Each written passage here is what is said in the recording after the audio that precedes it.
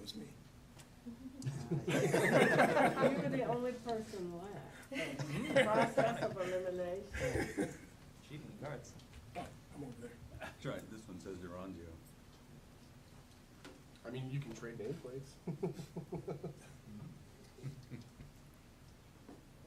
just put Phil in the corner someplace.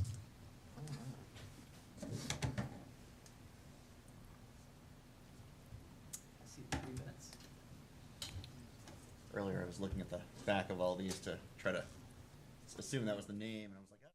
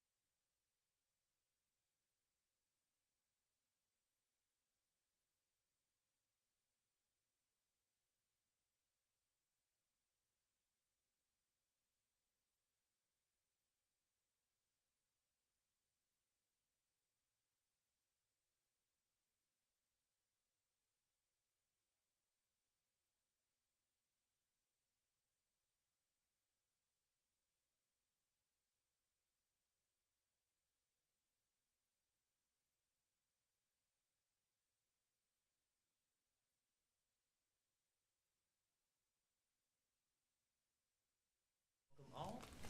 Is council in order, Mr. Mayor?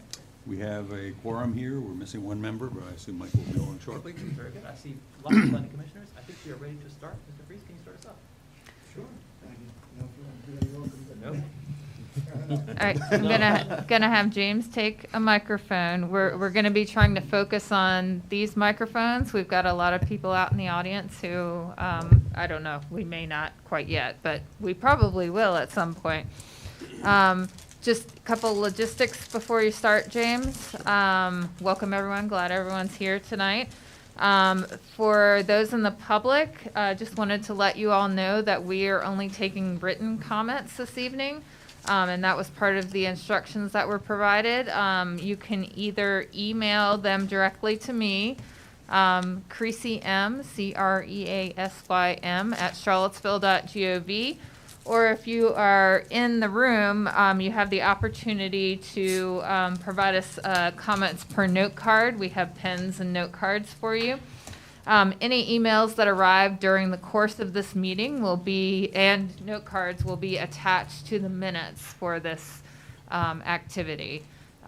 So just wanted to provide that, and moving on to James, but when we get into the speaking part, you will get prompts for the microphone. I apologize in advance. We just want to make sure we've got it recorded properly. Thank you. All right. So let me also extend a welcome to everybody. Excited to have everyone here to talk about the zoning ordinance for us who are working on this and working through our draft product with a goal of getting something in front of you in the next several months. This is really essential. Like, this is the feedback that helps us move forward. Now, we've gotten a lot of great feedback already from the public. We're getting a ton of comments through our online portal and encourage people to continue to submit through the Seville Plans Together website. We read every single comment that comes in that way. And then we also had our open houses last week. I know a handful of people from here were able to attend one or more of those. We had a little over 200 people total come through over the course of the 3 days that we were open. Of course, we were in 3 different locations across the city. I know I participated in a number of really great conversations around different parameters of what's going on in the zoning ordinance. I'm sure others did as well. So we're learning a lot as we go and thinking about how that leads to changes with the zoning ordinance and the zoning map. So we, on the 14th, we polled the planning commission members about if there are any particular topics that they wanted to touch on. So that's our starting point in terms of what we put together here, but of course are open to other topics and do our best to answer any other questions that come up. Sorry. All right.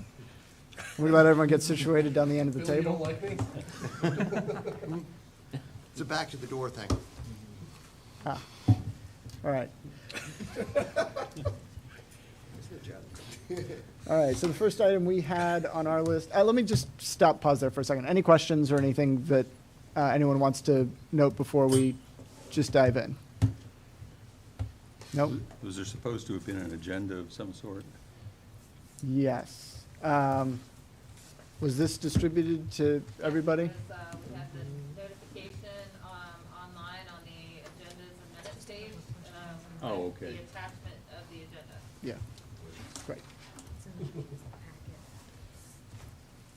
That was the, Yeah, it's just that. It's Lloyd, just that was the cover sheet. I posted it on Mastodon. Okay, so, Okay. Ms. Thomas gave it to me on Monday. No, Friday, I'm Okay. sorry. okay. All right, so the first item that we were looking at was this question of setbacks for odd-shaped lots. So I'm going to rely on Patrick to pull up sections of the zoning ordinance as I go. So it's really just a process following the zoning ordinance as it lays out essentially a process for identifying how you determine setbacks on any lot, but it's particularly important to follow that process clearly when you have an oddly configured lot. So the very first question that comes up is where's your front, basically? What's the front of the lot? And that's in the section that's identified as street designation, which is on page 2-60, Patrick. This is the section that gets you, basically, helps you identify what is your primary street. And a lot can't have more than one primary street, but the starting point is where's your primary street. And from that, you can then identify what are your side lot lines and your rear lot lines, and then your setbacks are going to come off of that. So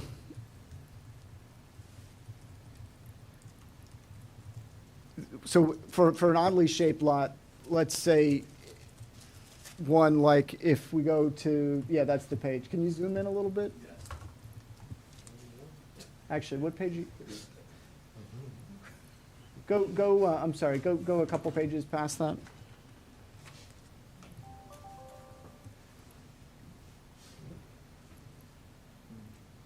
Okay.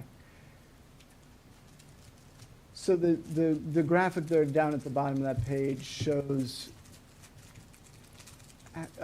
basically lays out how to determine your primary street lot line and then any other side lots, side lot lines. Where there's a street, you're going to have the side street lot line. In each case, later in the ordinance, the yard provisions and the setback provisions are going to really depend first and foremost on what is that defining lot line that you're adjacent to. When you get to the defining the rear lot line, this is one point where there's kind of an interesting provision because well, you can have multiple primary lot lines. Your rear lot line is always going to be the one that is farthest from the primary street lot line, generally parallel to it, that is not also a primary street lot line. So in that graphic, you can see you've got two primary street lot lines because there's a street behind as well. And so the rear lot line is that one, is that other one. Ooh, this is the. Yeah. Yeah, no, sorry. So your rear lot line is always going to be opposite your primary street lot line. So this is a primary street lot line. Ooh, it's primary street. They both are. The rear lot line is, this one can't be a rear lot line because it's a primary street lot line. So when you look at it, the rear lot line is gonna be that one there. But say this lot ended here for whatever reason. The rear lot line will shift to the farthest one. And then, I won't go to the graphic for it, but if a lot can also be like this one that has no rear lot line at all, right? You've got two side lot lines because of the nature of the lot. In those situations, a rear setback is still determined, and there's a formula provided within the ordinance that basically creates a line there that's basically parallel to your primary street lot line, and the rear setback can be drawn off of that. There's a graphic that describes that in the ordinance. What's that? Nothing. No.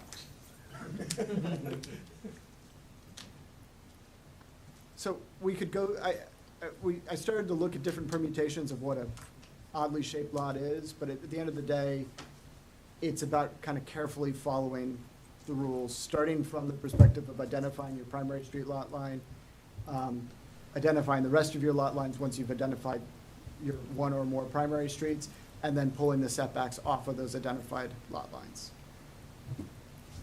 Questions on that?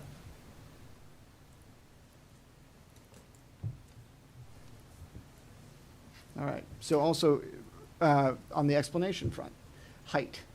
Question was raised, when we measure height by stories and feet, does that create a scenario where it's one or the other, or both?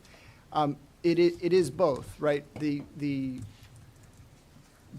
height in feet has a little give in it. So theoretically, you could cram more units or more floors in there, but the story height caps that as well. So if it's 5 stories, and even if it's 5 stories and 100 feet, it's still 5 stories is your cap. You can't have any more than 5 stories. Now, the reason we're looking at both height in feet and stories is essentially to prevent cramming, right?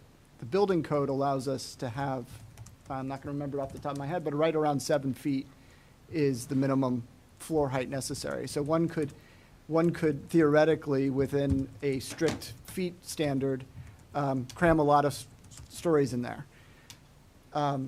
It's our preference that it's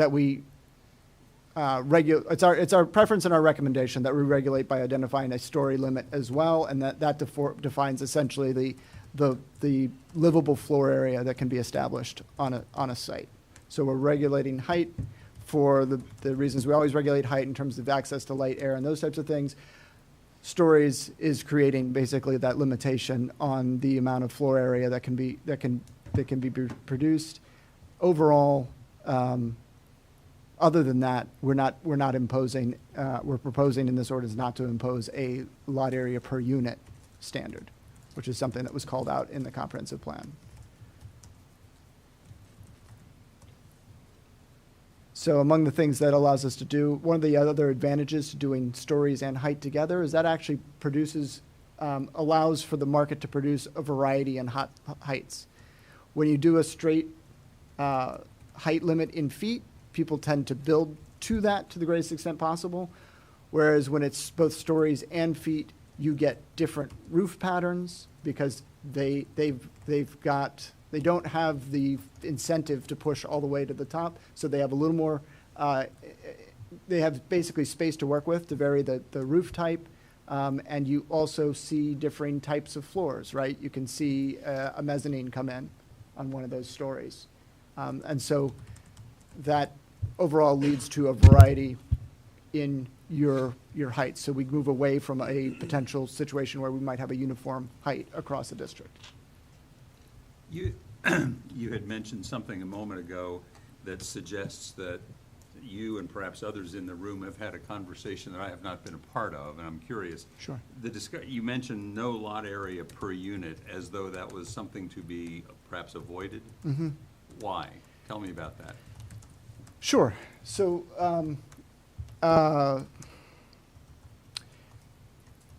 so lot area per unit essentially creates a,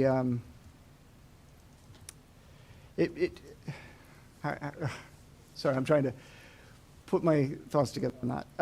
Lot area per unit, I know it's one of the recommendations right now in zoning to move away from lot area per unit. It essentially drives you in a direction of defining minimum unit sizes and kind of directing development towards what are the size of the units and therefore the value of those units over time, right? The more we tie, the more we say that you got to have this much land area in order to accommodate this many units, you're raising the cost of that project. You're raising the value of those individual units. Okay. It would also, perhaps, I'm just trying to think about incentives back and forth. Mm-hmm. It may also create an incentive to, have fewer units but larger units. Yep, exactly. So you have, if you're going to have 8 bedrooms, you might decide to have 2 units of 4 bedrooms each, rather than 4 units of 2 bedrooms each. It places the choice more on the developer than on the Uh-huh. city in that regard. Well, I'm thinking about it again, just sort of remembering history. Back when we were particularly caring about JPA, being horrified at the notion that JPA was a student-dominated neighborhood back in the 1980s, we were commenting that how strange it was that these students would choose to have 4-bedroom apartments rather than having perhaps a 2-bedroom apartment. And the obvious answer was because they had a certain number of units that they were able to put on those lots. Right. And so they could cram more bodies, therefore more leases into the same space. Now, I'm sorry, in that scenario, are you describing Where you've got a minimum lot size per unit, Mhm. and therefore you're seeking to maximize the size of the unit. right, You may have 4-bedroom apartments. Right. But if you're only gonna have 2 units, you've now got 8 people living there instead of 4 people. That's all I'm saying. I mean, there's just a way that we were creating an artificial impetus to Mhm. do something that Right. perhaps we don't wanna do. right. And in this case, we're focusing more of our attention on is what is the form the building itself takes. Height, its massing, Mhm. its lot coverage, and how it relates to other buildings, how it relates to the street, how we transition between a higher intensity district to a lower intensity district. The focus in this is really on those exterior factors, and less on the number of units. To your point about when that conversation was had, I think that idea has been or was part of the comp plan discussions even before I joined the planning commission in early 2018. You all were talking about it, moving towards regulating form rather than the exact number of units inside. What is I guess it depends on the actual zone that you're in, but like, guess, R1 now, what, is it one per lot, I guess? As far as units, yeah. Well, the factor that he was talking about, units per lot size? I don't know it off the top of my head. Missy? R1 allows for, single-family units, square footage of lot requirement minimum is 8,125 square feet. Most R1s allow for accessory dwelling units at this point. So it'd be at the medium intensity where this conversation would really be more relevant, I guess. Well, so in medium intensity, there's still the lots per unit, right? This is more for the It's- mixed-use zones, the denser places. Yeah, I mean, when we get into, in the parlance of this zoning ordinance, the residential A, B, and C, or in the general residential and medium intensity, if we're looking at the land use map, both of those regulate the number, put a cap on the number of units that can be incorporated on a lot. Right.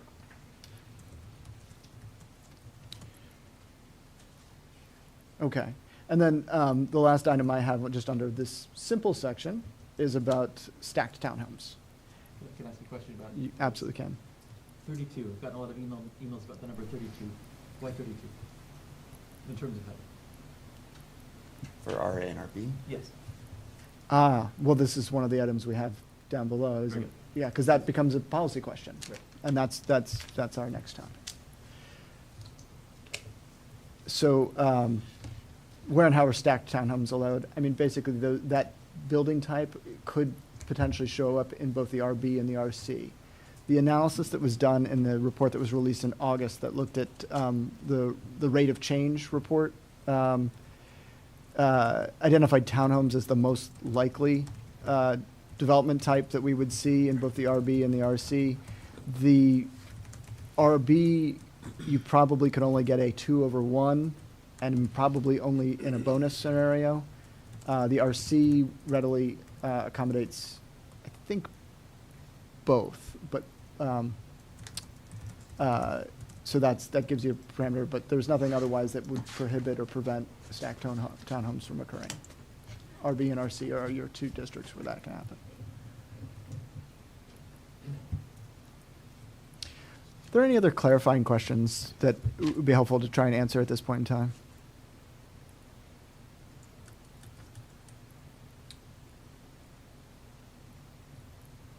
Okay.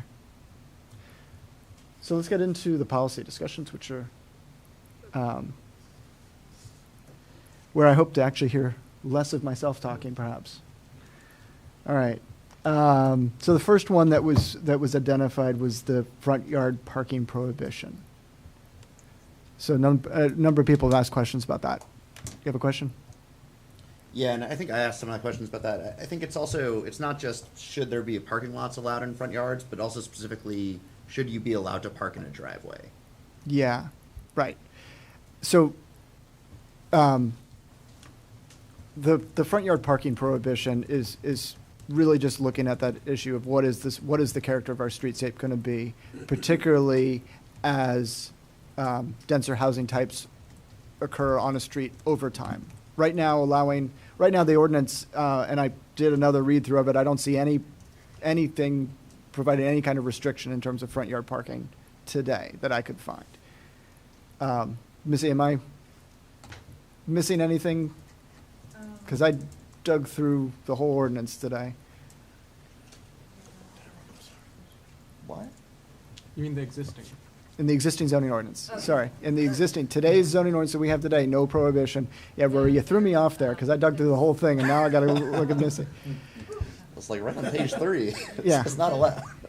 Their size, the amount of impervious pavement that you can have in your parking lot. Sure. There are requirements for that, but there isn't any prohibition per se. Right. So, are you able to give us an example of where this prohibition would be, what type of zoning?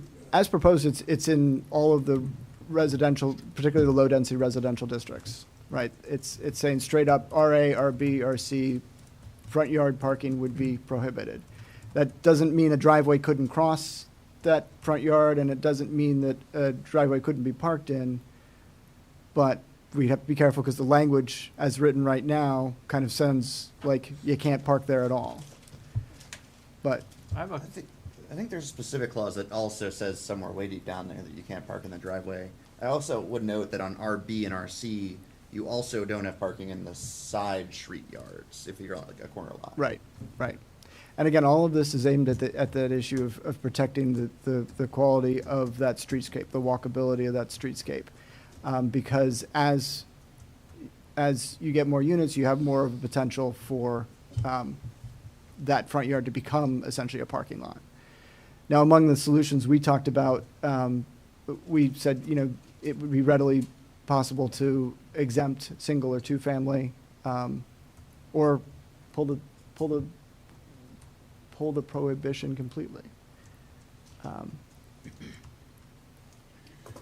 what is our thinking about where these people would park? Or would they not have automobiles? Is it the vision? I mean, with the driveway, I guess to kind of Yeah. ask along the same line, Mhm. would you be able to pull a driveway and then have your parking, is the intention behind the setback? Is that when it's kind of Right, allowed? behind the front yard portion of the lot. So side yard, except on the side lot scenario that Rory just described, rear yard. Because you have lots that have prohibition, they could have prohibition on all of their sides to not have any parking. Could you have a lot that has a prohibition all the way around? Maybe, I mean, Yeah, if you we had have side setback. and front and you weren't allowed to do both in Mhm. that zone, then your parking would have to just, you'd have Be to. in the rear, If you could get there. if you can get there. Yeah. So I don't have a parking lot, I don't have a driveway on my house on Grave Street, Mhm. and there are other houses, and they're very small, just little like pull-ins. Right. And I've always thought if that was ever something I wanted, like if there were more, if there was an apartment building coming and I thought this was gonna be a problem, I would think there would be a case for an exemption because of the existing like street pattern. And so that's how I've approached that, and, you know, that seems reasonable to me as a homeowner. Mhm. That I think it should be, you know, either exemptions for in some scenarios, or that it can be dealt with through a zoning waiver or something like that. Or, rather than a waiver, you could also just call out an exemption and say, this doesn't apply Yeah, to well, I don't know what that would be, locations but- with one or two units on them. Yeah, What you want to watch out for is when you get up to 4 units on a site. and you cram them all in the front. The Right. intent is to prevent like a parking lot situation. Yeah, Could you also just say, you know, you can have basically a driveway width and that's it, right? So you could have 3 units on the site, but only the one facing the street gets the regular driveway like a single family house. Everyone else comes in from another side or doesn't have parking or has a garage or whatever. Mm. See what I mean? Because I think there is a clause like that for basically a driveway that goes through a building on the side or the encouragement part of the ordinance. There's like driveway plus 4 feet of clearance, and that's all you Mhm. get. right. Yeah, I would tend to think that an exemption in the 1 and 2 units, I think it's pretty, I think it's pretty much required in a certain respect, because if we're increasing density and we're increasing cars, and now we gotta pull cars off the street from somewhere. And if you make it so much, I mean, there might be a motivation on your part to say, apartment buildings going in, I don't wanna struggle and fight every night, you know, you'll be out there with your sledgehammer breaking the curb the next day. And I think that particularly since there is already, as we know, a great deal of concern about on-street parking and its availability, its convenience, and its et cetera, it seems to me that we ought to look very seriously at a 1 and 2 unit exemption for that. I would take that and just say exempt it from the RA entirely and just have when you get to module 2, just have a maximum pavement width, or a curb cut width. Right. And that should theoretically take care of most of it. If it doesn't, then someone's just really creative. I mean, I think one thing to be wary of with just changing things just for RA is like the existing pattern in a lot of RB and the pattern that will still exist for a lot of decades, except for a few lots, is gonna be similar. Right. And then you're adding those restrictions like to those other parcels along there, right? Right. I mean, to me, a fairly elegant solution is just like let you park in a driveway. I mean, it's not, if you have 5 parking spots in the back, people are gonna be mad at you if you park in the driveway. But, you know, if you're paving that surface anyway, you already have the impervious surface, and you can make it work between you and the other units, you know, in your lot, that's the most efficient land-wise way to park it. And then if the driveway doesn't go anywhere, then you just park in the driveway, and that's that. The caveat we'd put on there is that you have 5, 6 tenants. You're not gonna have a yard, you're gonna have people driving over their yard in that circumstance and trashing the yard. And if we're looking at the streetscape, Well, I mean, I think that's where you limit, that's like what the existing ordinance Yeah, does, we- right? You just limit the curb cuts. You say Yeah, you can't but- have impervious surface. yeah, but what I'm saying is, in your example, you've got a person, you say, okay, we've got 4 spots in the back and a driveway, you can park in the driveway. Well, if you've got someone in the driveway parked, and someone wants to get around it, what you do is you put in a dirt driveway, a de facto dirt driveway. Yeah. Which I would say is not a desirable thing on a large scale, particularly since, you know, our artificial lawns will be demolished, and now we're gonna have even more erosion problems than we have. Stepping back, we're talking about new construction, yes, this is not for existing. Right. Well, Well, Wouldn't it would back be- in if I wanted to put a driveway into my, Yeah. yeah? it would apply. Yeah, it would apply on, yes, it would apply in an existing condition if you didn't already have a parking space. You weren't in somewhere in existing nonconformity. Right. Or even if you were to change something to put 3 units in an RA space, yeah, things are changing. I'll note, just to make it part of the conversation, that we need to remember, every time we add a driveway, we add a private parking space, we are taking away a public parking space from the street. We're taking away a shared resource and essentially privatizing a parking space. Not that that's determinative of the outcome here, but just acknowledging that.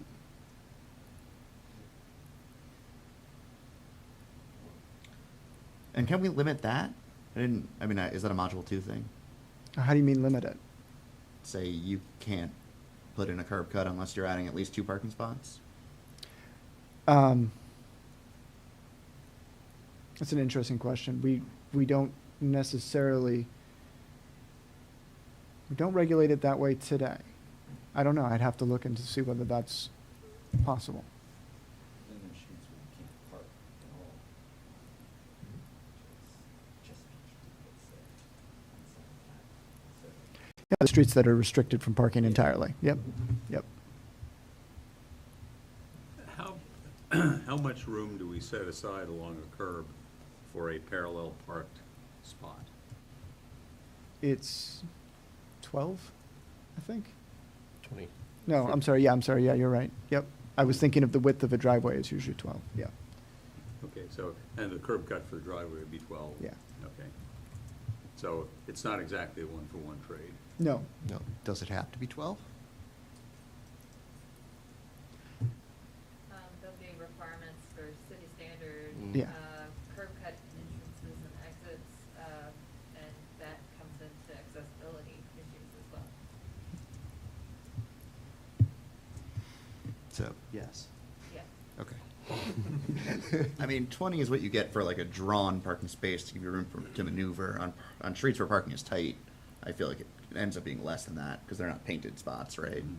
A car in actuality is like 15 feet. Yeah, I've seen as,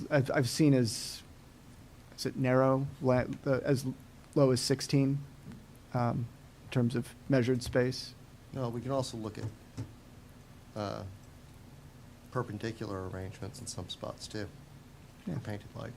On cul-de-sacs or something, but not likely on most city streets. Yeah, I mean, only if you put it on, only if you could work the math, so you could put it all on one side of the street and end up with a net gain, in which case, you know. You still have to, it's, to back out of those spaces, you've got, Yeah. road is wider than a one-way street.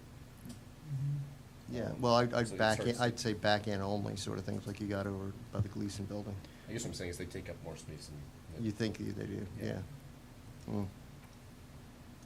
Return.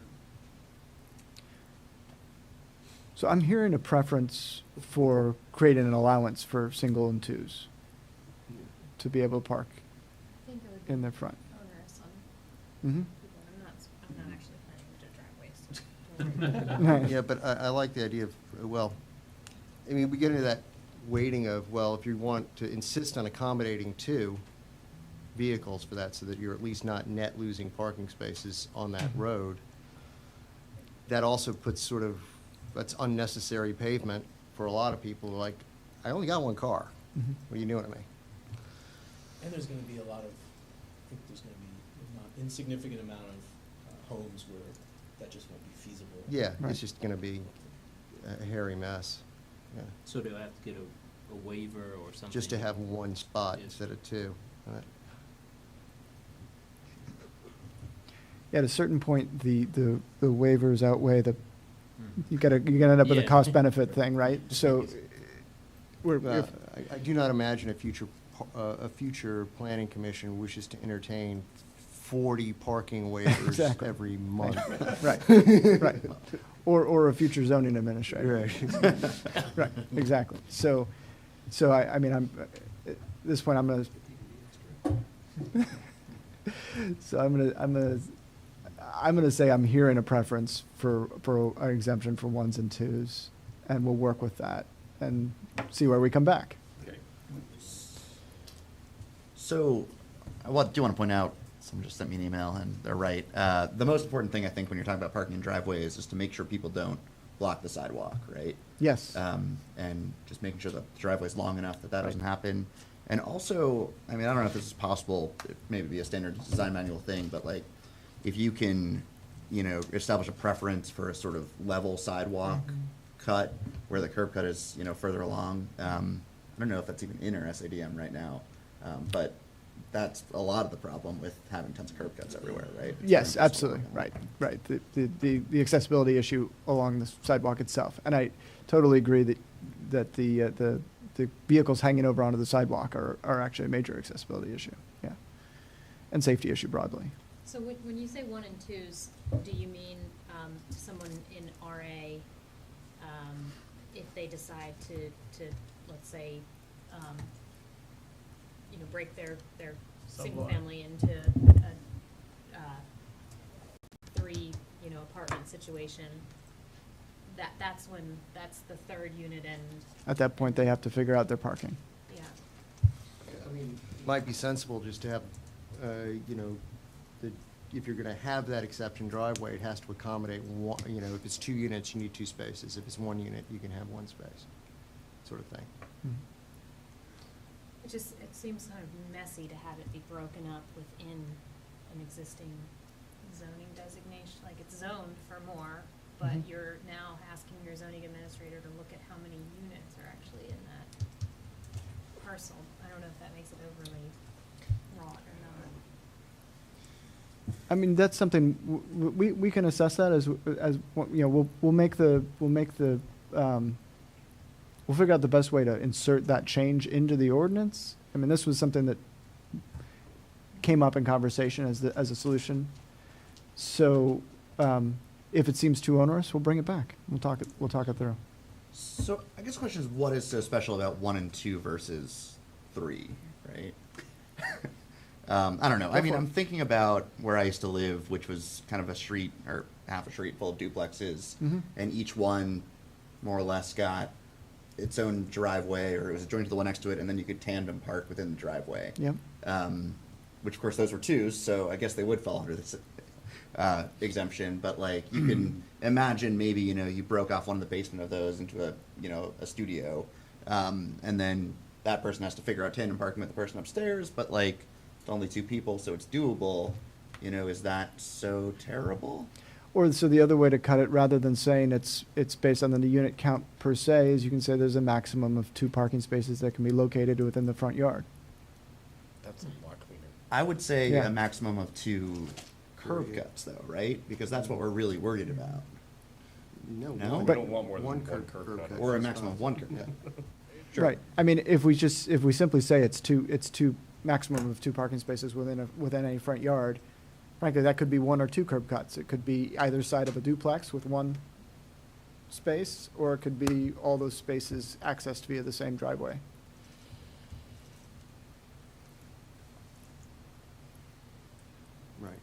but the latter seems preferable from a, Sure. yeah.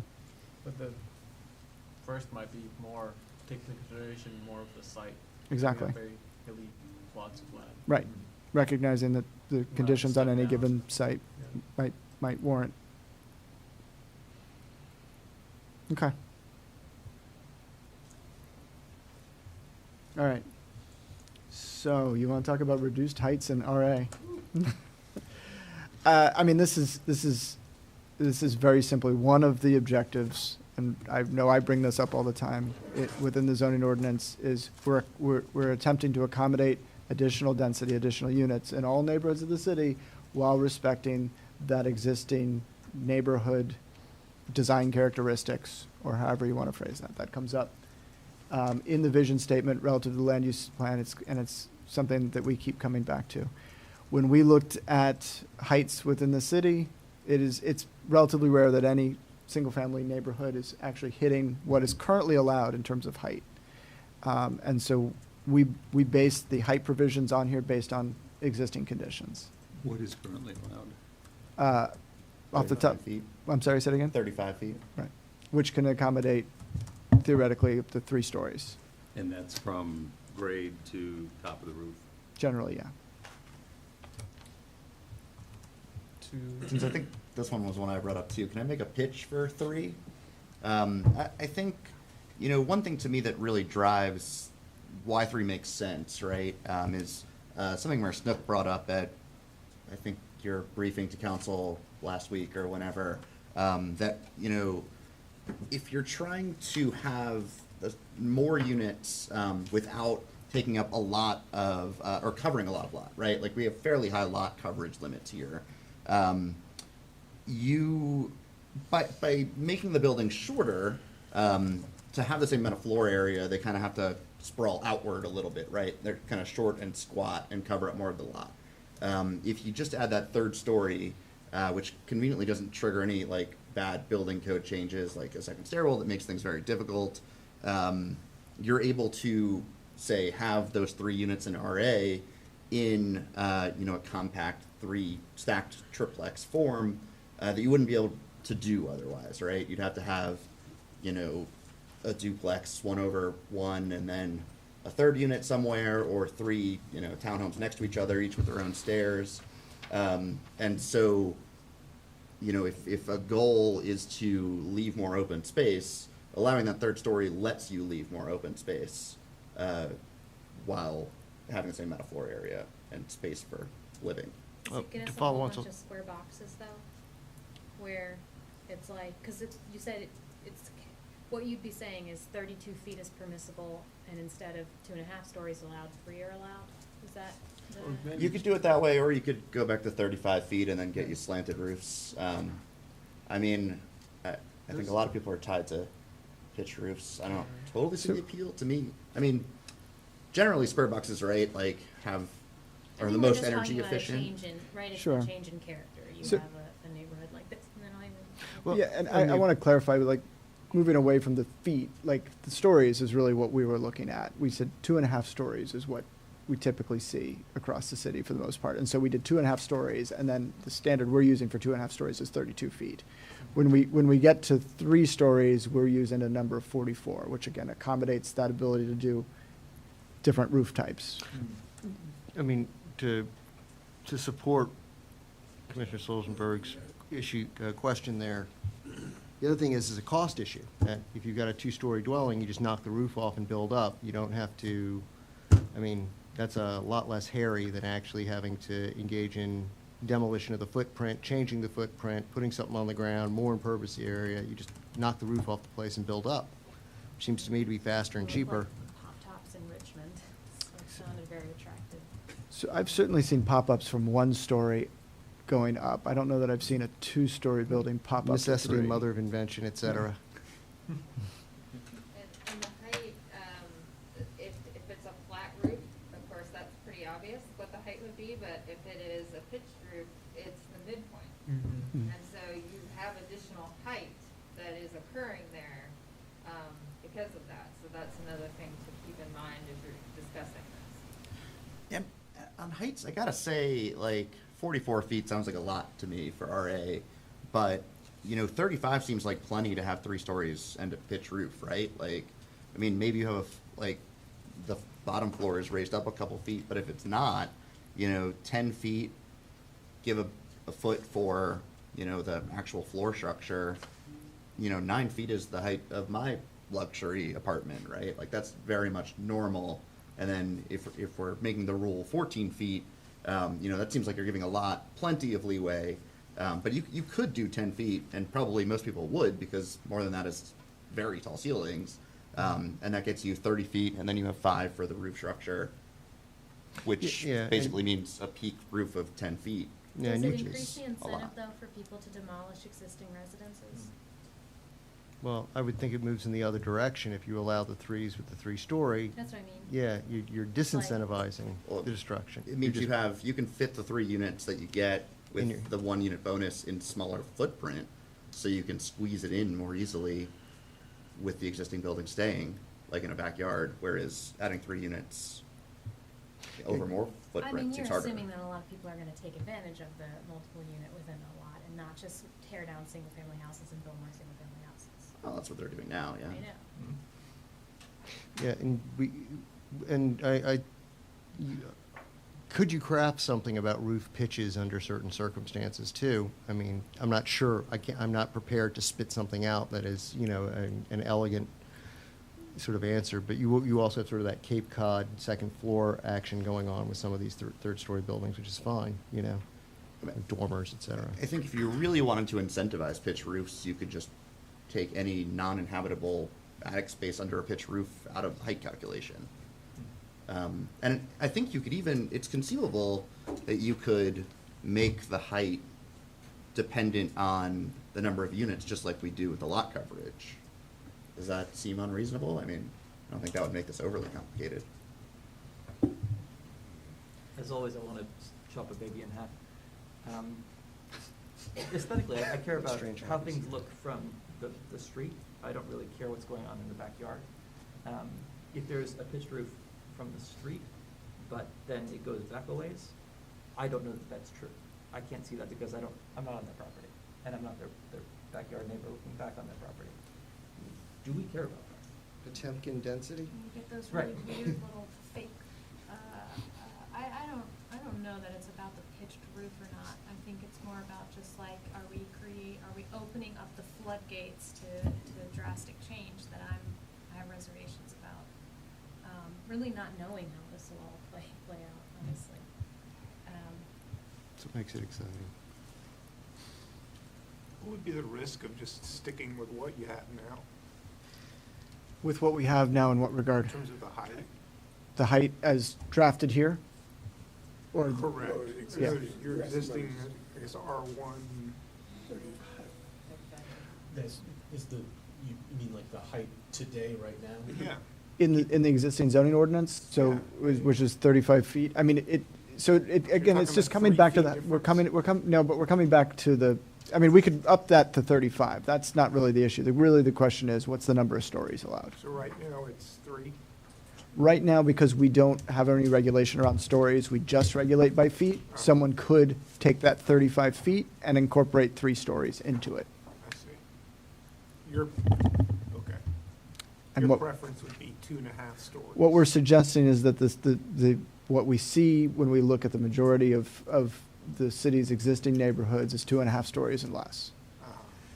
Now, we've seen tear down activity. I haven't looked at where the tear downs are occurring and to see what the scale is of those new buildings that are being built.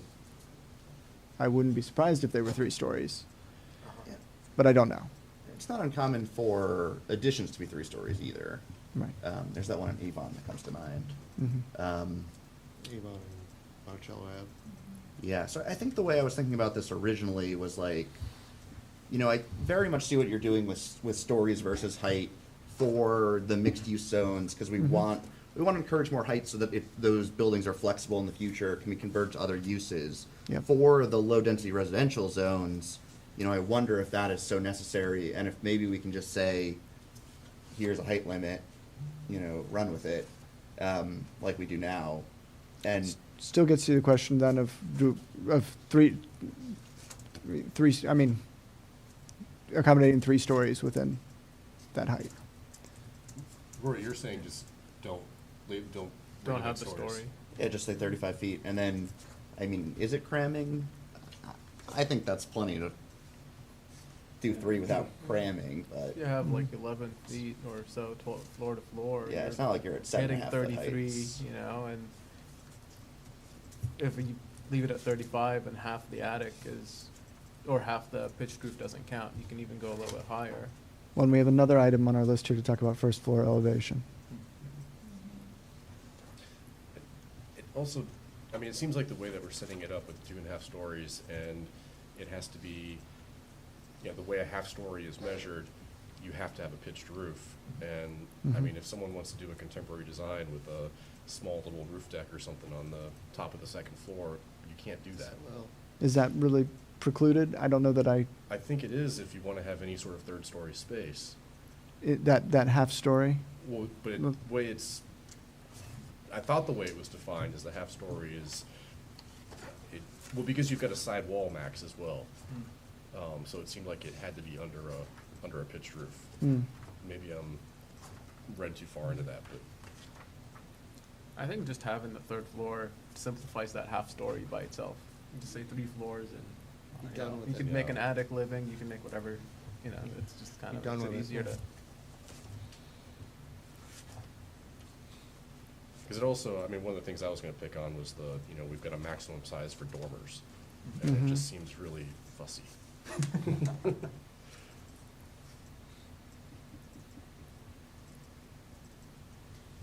I guess Commissioner Russell, to your point, I don't know what kind of data would answer the question, but your concern is that that change would incentivize even more tear downs of existing single-family homes in order to build a more profitable conversion by changing it. And those may not be affordable, like, I'm not saying, we all agree density is needed, but, we've articulated it as that we all want to see a certain type of, we want to see more affordability in that density. And, I worry about the unintended consequences. I don't know what I've got to back this up. So I'm sort of spitballing this, but it would seem to me that the 3rd-story option in terms of the expense factor and making it less expensive to do that by keeping your existing dwelling and essentially remodeling it for a 3rd floor, that you're actually incentivizing owner occupants or current owners, not sales. Because that's a manageable thing to do. If you're in your house and you're like, I want to put an extra unit in here, or it's your rental property, you want to put an extra unit in there, by popping off the roof and going up, that's a manageable thing in terms of cost for an individual. I mean, it's $200,000, but it's a manageable thing. Whereas opposed to selling the entire property, or making an incentive to sell it to somebody who's going to knock the thing down and build a 3-story house. But what drives the value of that new construction is square footage that they can generate in the single-family market.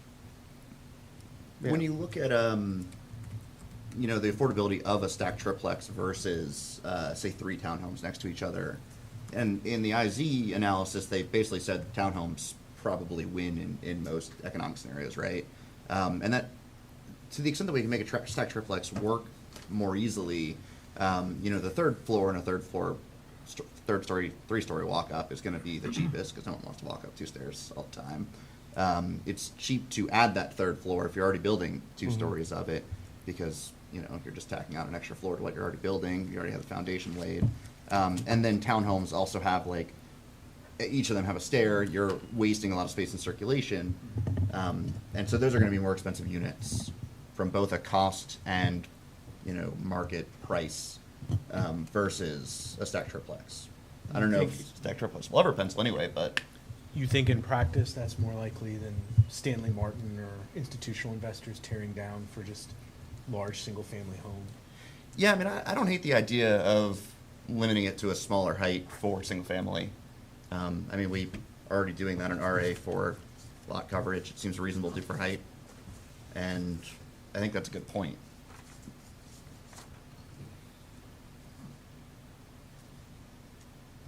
You can't go to 3 unless it's a multi-unit building. Yeah, it's easier to do if we don't discard the whole story idea. Oops. But you could say you could say 25, 28 feet or something, I guess. Or you could say 2.5 or 3 stories or 3.5 or whatever. Whichever way we do that, I think is fine as long as you're allowing Yeah, stacked that's an triplexes. interesting compromise. I mean, if it would be feasible, right, if it, Yeah. sort of directs the type of height, like how we wanna see it. In all these scenarios, we're counting stories above the ground, whatever elevation, because if like. It's we stories are counted, the ground story, second floor, 2.5 or 3, So yeah. a walkout basement unit is not a story. It depends. Yeah, it does depend. Because you still, I mean, you have those now in 2-story homes with a walkout basement that if somebody wants to finish and make a rentable unit, then it becomes it's technically kind of a 3-story building. Yeah, it all depends on how much, the section on height talks about that 6-foot reveal, right? When you exceed 6 feet, you're a story. As long as the reveal is less than 6 feet, it's not a story. Doesn't matter if it's a unit or just living space. What will be interesting is we're looking at how we manage height on these sloping sites, right?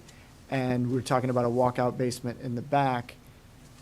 The front part of that building, where there's less than a 6-foot reveal, your ground story is that first floor, let's say, fronting the sidewalk, right?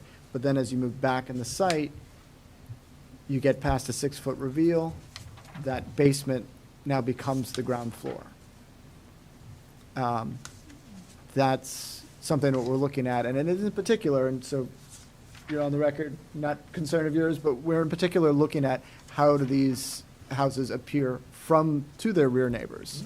Because I think there is, when you're dealing with a heavily sloped site, you're a 2.5-story house from the front might appear as a 3-story, 4-story house from the back. And maybe that's less of an issue in a lower density scenario, but we're looking at this issue also from the higher density scenarios, and particularly thinking about West Main Street and that treatment from behind, basically, in terms of measuring height and controlling for height. I mean, does this not become, I mean, if you want to sort of employ that on the idea that, well, we've got a concern with view shed from the neighbors behind you or to your side, I mean, we've got these things that, I mean, my house is built on a fairly steep slope, and the house is perpendicular to the slope. Yep. So, that creates everyone down the hill can see my walkout basement door, which is right there. Yeah. It's a hobbit-sized door, but still, it's there. Still there. Yeah, and we have been modeling all different permutations of where a slope falls, not just the slopes down or slopes up from the street, but we also did some modeling on diagonal slopes, because nature is not fair. Doesn't make things easy.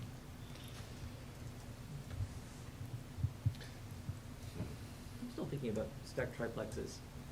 I like stacked triplexes. I've seen them a lot in Richmond. I think they work well.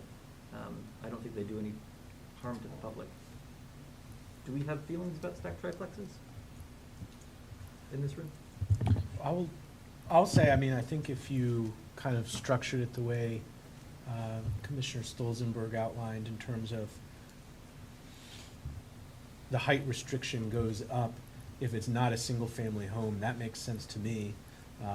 My larger concern is if you don't do that, the market responding with tear downs from, again, institutional developers like Stanley Martin just building a large, extremely expensive single-family home. So I don't have any problem with stacked triplexes. Yeah, and I mean, they could be doing that today, right? Like, this is And they do. allowed right now. Yeah. I agree. Ditto. Guess I'd say advice for builders, invest in that like fancy subfloor stuff that deadens the sound of people stomping around above you. But other than that, I think they're good.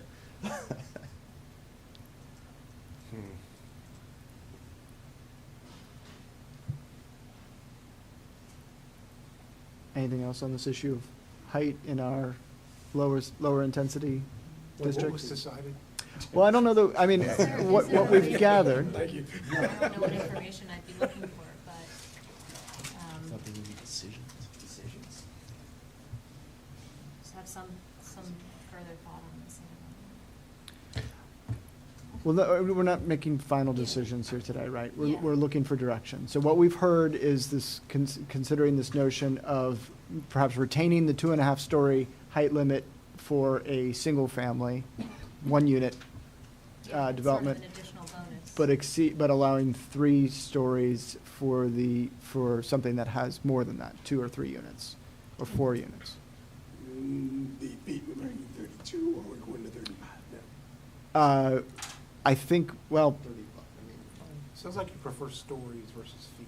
I do generally. You know, I'll say but- the other reason I prefer stories is because they're more easily communicated. People can look at a building and tell me how many stories that is. People can't look at the building and tell me that's 35 feet, 36 feet, 37 feet. But it seems like from the policy goals outlined at the beginning, sticking with feet rather than stories meets that goal better. Of what we just described. Of why you reduce the heights in the first place. Because people are scared of tall buildings near them and don't want more of them, right? If they don't fit the heights there now. That's not what I said. That was a paraphrase. No, I mean, what we said is when we look at our existing neighborhoods, the majority of those homes are 2.5 stories. Right, that's what we have today. What we're suggesting is that where there is an allowance for additional units, we allow an additional height.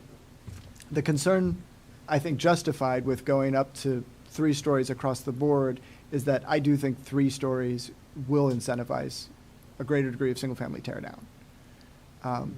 Just from my prior experience in markets where, I mean, we're seeing single-family tear downs today.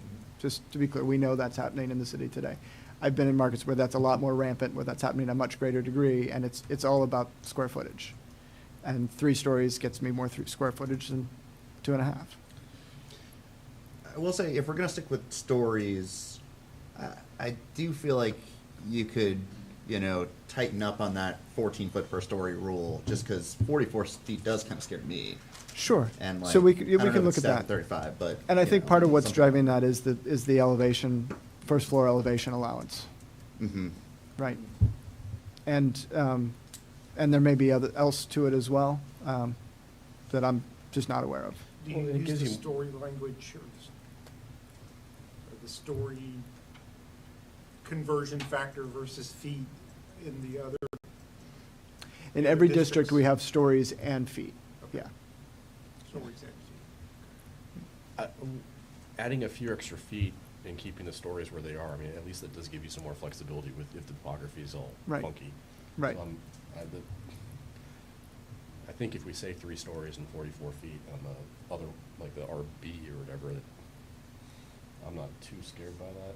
I mean, someone's I gonna think in get smart practice, and insert a mezzanine somewhere, but. Yeah, I or think a in loft. practice, not so many, yeah. I still wanna get rid of the sidewall max thing if we're talking about height, just cause it's, I think that Get rid is, of the that what? sidewall max, Of sidewall. cause it does force you into a gabled roof. Mm. If you wanna have a little pop-up on your half story.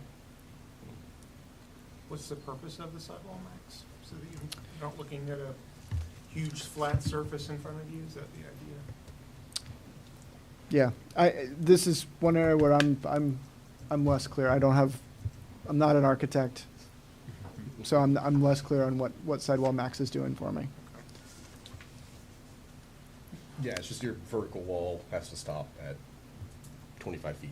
Yeah, and I'm sure it probably is steering towards pitched roofs or that type of roof type. coming back, I mean, when I even look at the intent statement associated with it, it's coming back to that notion of traditional neighborhoods and what's accommodated within our neighborhoods. But we could also argue that Charlottesville has a strong history of incorporating modernist structures into our neighborhoods, and generally successfully. I mean, they're scattered throughout the city in various places, and so maybe this is in fact an inappropriate requirement from that perspective. Well, because we want it to stay that way, because we want it to stay that way, because we want it to stay that way, and by the way, we're gonna enforce that and inflict that upon our children and grandchildren too, seems a little arbitrary. Mhm.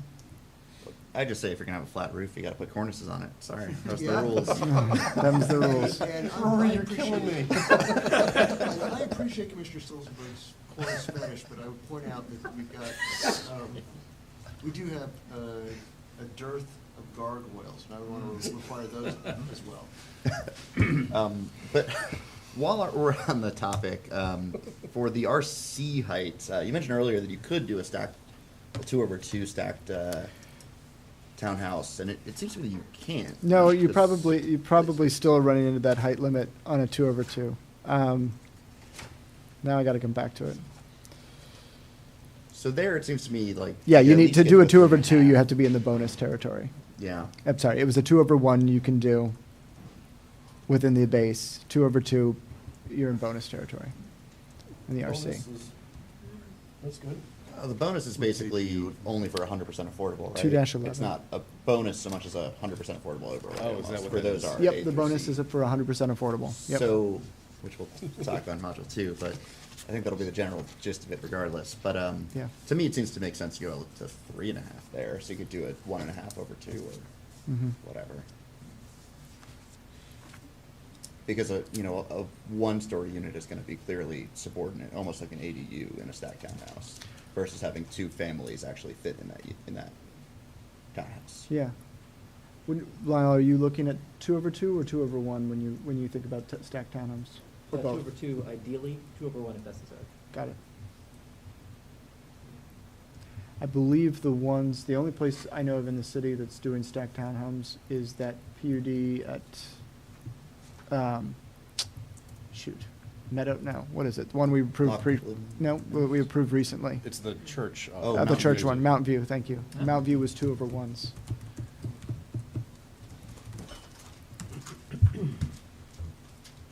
And out in the county, there's 2/2s are pretty common. Brook Hill has them. Could be. North Point might have them. I know them from Richmond mainly. They're nice. Got it. So, help me out here, I'm not sure I'm understanding why 2/2s are not permitted in, let's say, RB. It's just the height limitation, right? The number of stories you can accomplish. So if so in the RB, your 2/2, your height limit at the end of, even with the bonus, you're tapping out at 3 stories. So that's a 2/1.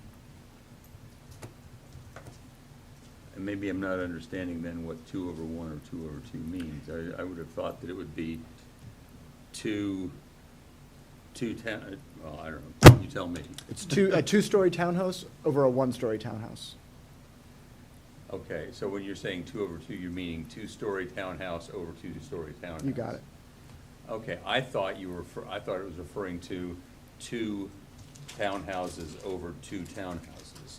In other words, 4 townhouses. Right. Stacked. Right. And single story and, But that's not what you're talking about. yeah, yeah, Okay. sorry. Very often on a sloping site, so basically you've got front doors at ground level at both streets. I got you.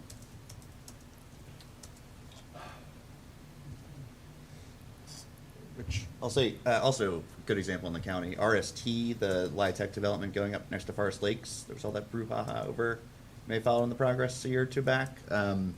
They were gonna put in, stacked townhouses, and I think at the time they were saying the ones in Brook Hill were selling naturally, at market rate, at about 80% AMI, with, I think, 3 bedrooms each, so, No subsidy? no subsidy. Well, it helps to be That's in the Brook Hill, county. Probably be a little more expensive here, but. Does help to be in the county, right. Maybe in general, the county's more expensive, but helps to be way up by the airport.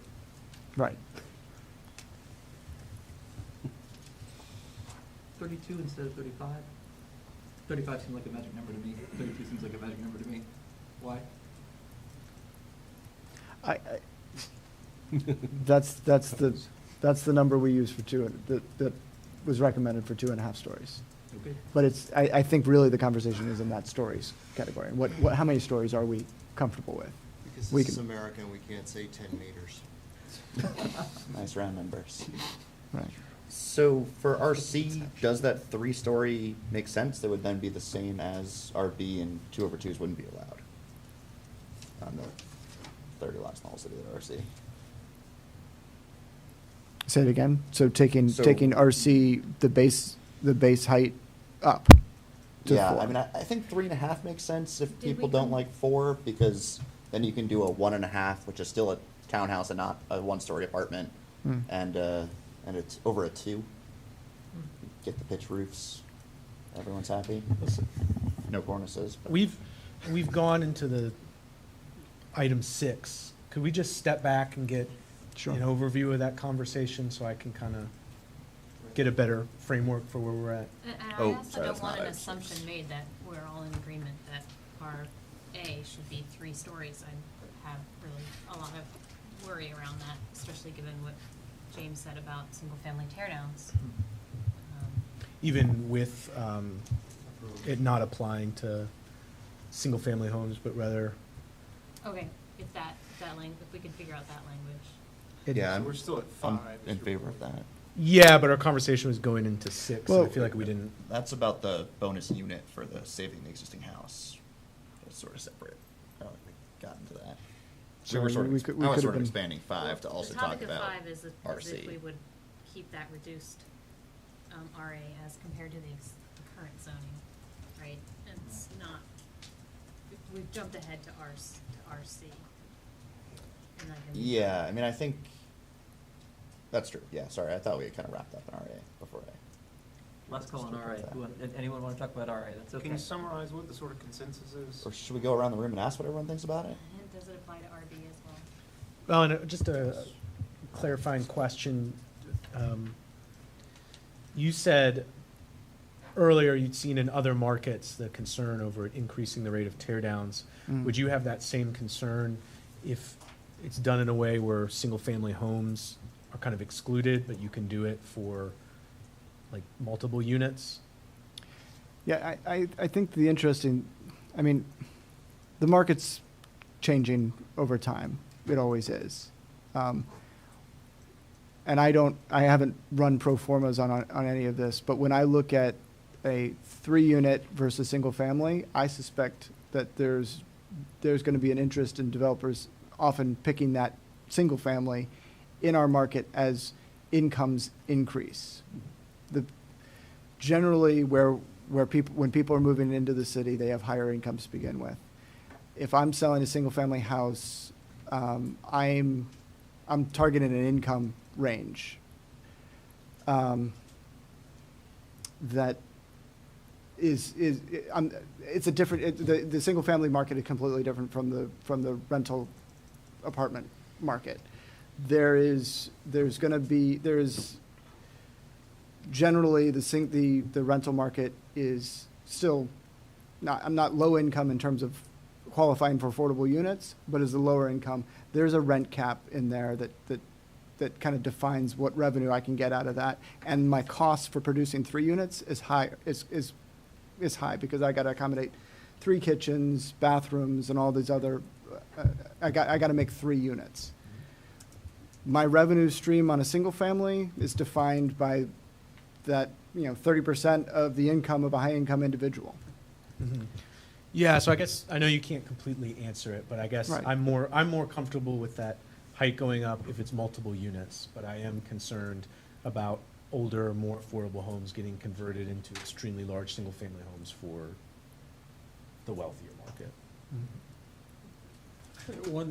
I've had the thought, and I don't know whether it's a valid thought, maybe you all can correct my misapprehension, but my thought has been that we would have a very difficult time trying to control the vanity project of some rich person who wants to tear down a house and build another. I mean, I'm thinking of this house that's going up on Rugby Road right now, where, I mean, there's a small house that had been on that lot, they've torn it down, they're building a much larger house there. It's clearly intended, I am assuming, to be a single-family residence, and somebody just decided, I want to build, and probably didn't care too much what the amount of money was gonna cost. We're not gonna be able to control people like that, and we shouldn't even try. But I think. Well, we can not give them the extra height we're talking about.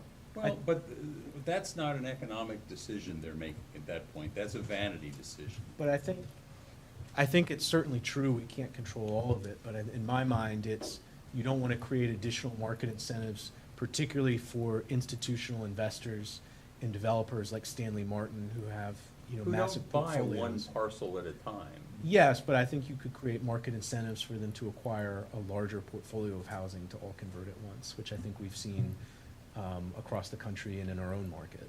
But I actually think, the point about the one-off, someone moves here and wants the big vanity project is probably the biggest driver, but I think this would be effective in stopping that, because, if I want to come in and do a vanity project and build my 40-foot tall house, and if I'm now limited to 2.5 stories, maybe I go down to Whittington in the county and do it there instead, right?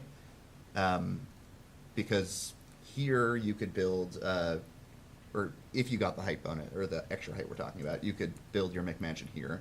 Otherwise, you're limited to a more modest single-family house, and maybe you still build a more modest single-family house, and maybe in that way it's less offensive to, the rest of us who have to look at it. But maybe that leads you to go a little bit out or even into the rural area.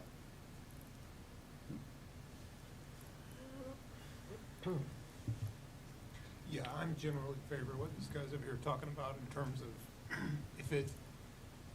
if it gives us more units, fine, give the extra height or story, whichever one we want to, the unit we want to use. But if it's for a single family, I am concerned about the tear downs. And honestly, I think we probably talked about this enough to just sort of make a call. How people line up on it. Do we want to straw poll, just to see where we're standing? Let's do it.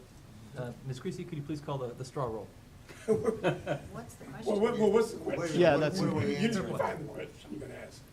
Can I give a stab? Yeah, go ahead. So, yeah, I think Rory and Liz and Michael had a pretty good compromise going on. So I think the proposal is to allow a third story in RA and RB for projects of multiple units. Should we even say 3 units or more? Sure. 3 units, 30. I guess you could do a single 2/2 with 2 units. Or wait, no, that doesn't make sense. I don't know. So we'll say multi-unit projects, 3 stories in RA and RB. So that's 2, right? That could be 2 or more. Okay, yes. All right, say it again.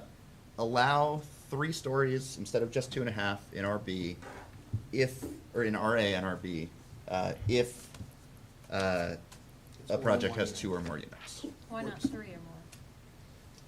I think you could do a, I'm not sure a that 2 has over like 1. the pro forma muster that I'm Yeah, I really mean, interested in, and, we're all speculating on because we haven't really looked at it. Does that get us just 2 really fancy duplexes? I mean, Two a fancy duplex. On a lot of the lots in the city, 2 monster townhouses. it's, no. Yeah.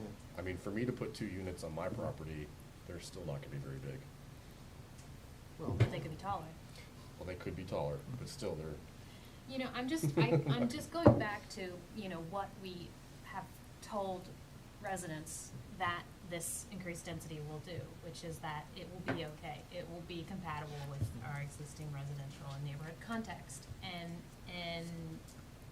I just have worry that we would be going down a road we can't come back. Yeah, I'm with Commissioner Russell on this. I think it's 3 units for 3 stories.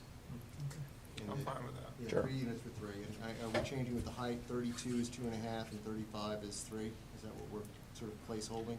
That was my understanding. I think we can let them figure out the height. The architects had concerns about that. Okay. All right. So, just on stories, 3 stories if it's 3 or more units. 3 for 3. All right. You can always increase things in 10 years from now. All right, so the question is, And are there's you also a generally rezoning. favorable to 3 for 3? Ms. Creasy, virtual, straw roll, please. Okay.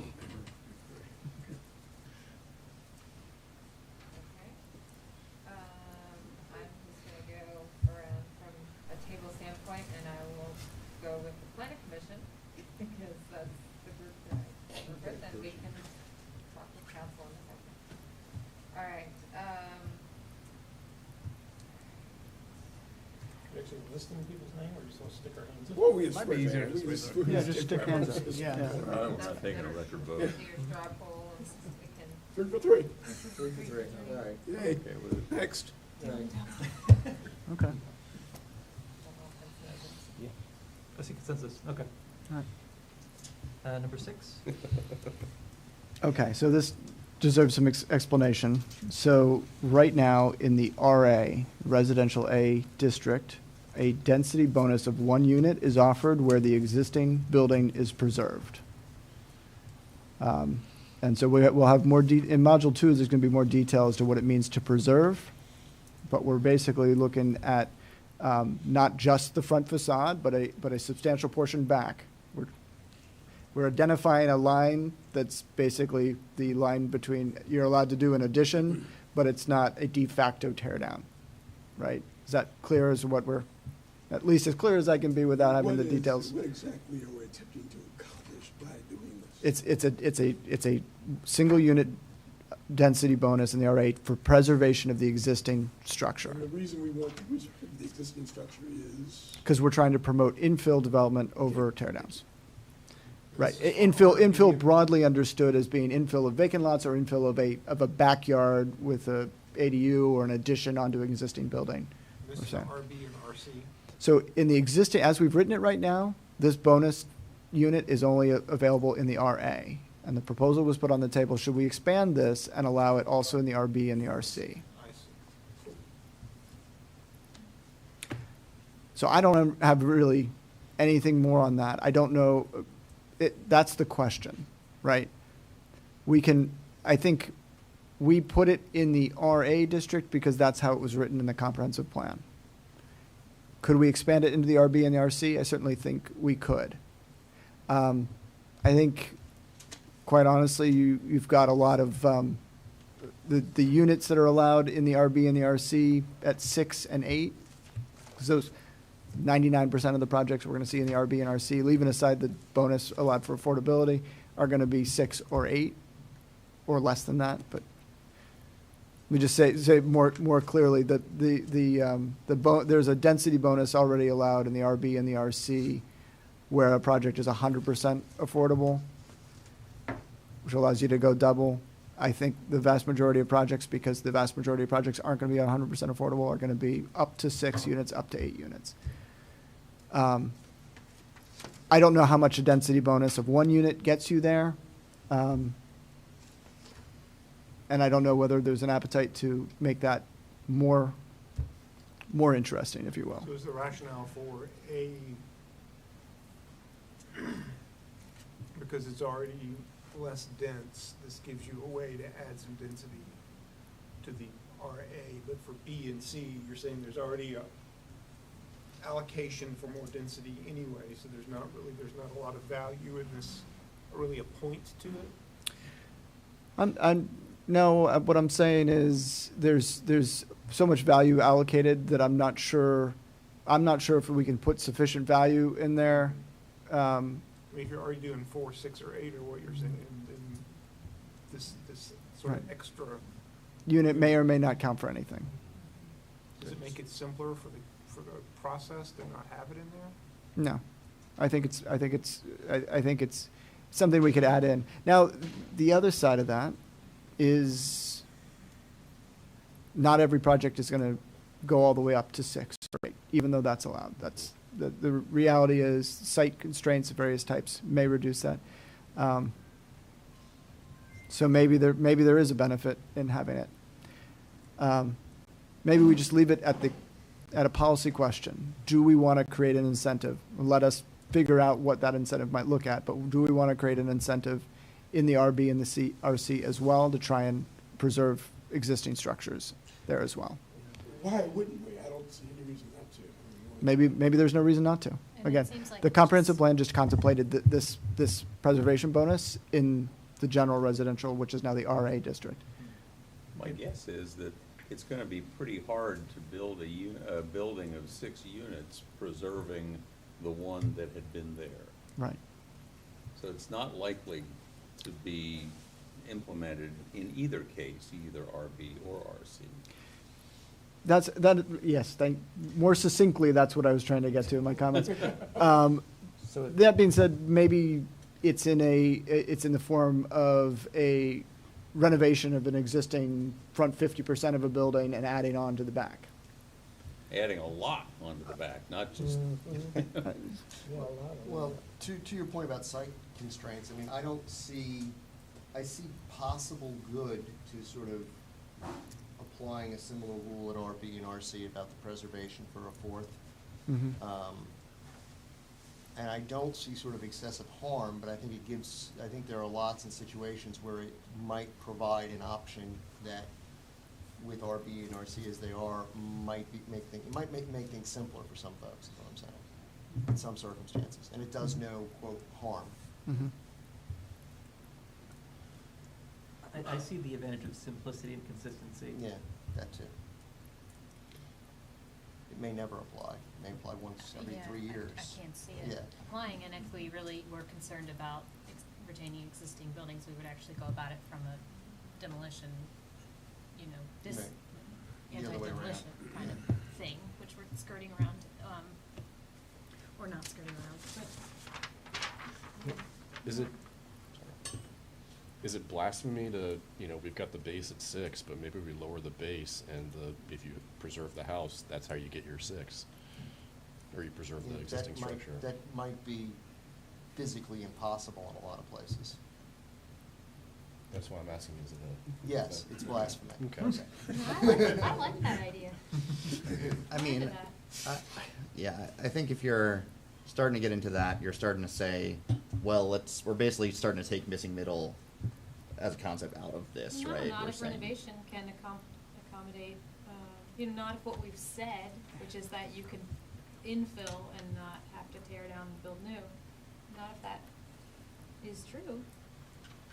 I think it's true, but not maybe universally true. And I mean, I think it's a good idea to provide a positive incentive to do it. And I think depending on the lot shape and topography, if a house is situated fairly close to the front and there's a driveway running around back, it doesn't seem too impossible in some places. Certainly like a wedge-shaped lot, like you would get in a cul-de-sac, which is not really where RB and RC are, that would be doable. I think if the argument against is it might not be enticing enough that people bite, that's not really an argument against doing it. Well, I think it also is. maybe an argument against talking about it further. Yeah, Yeah. I would say, yeah, I think it seems like a no-brainer to me.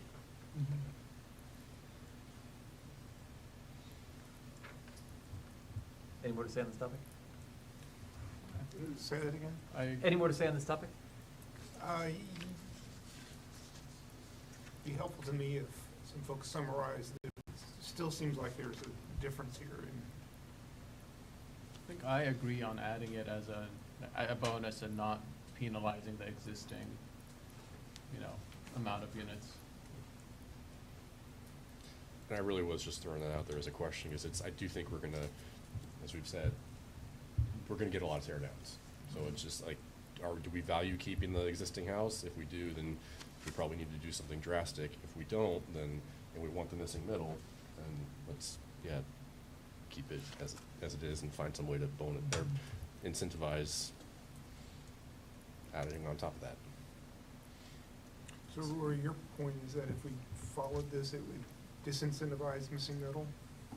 If you started knocking down or if you started knocking Yeah. down the units allowed, If you went to like a right? base of 4, and then you get up to 6 with keeping the existing structure. Then you might be able to get to 6 in like weird formats in some places by squeezing things in there, but you couldn't get a, normal Yeah, I mean, 6-unit that building just seems like a that's way to compact. torture and- architects and force them into like weird topology stuff. I mean, not that I'm against that, I'm just saying that might end up being our goal. More billing hours for Carl. That's See right. where we're going here. It doesn't work that way. Kareem, does it work that way? Conflict here? Does he make it work for himself? It's the more billable rate. Yeah.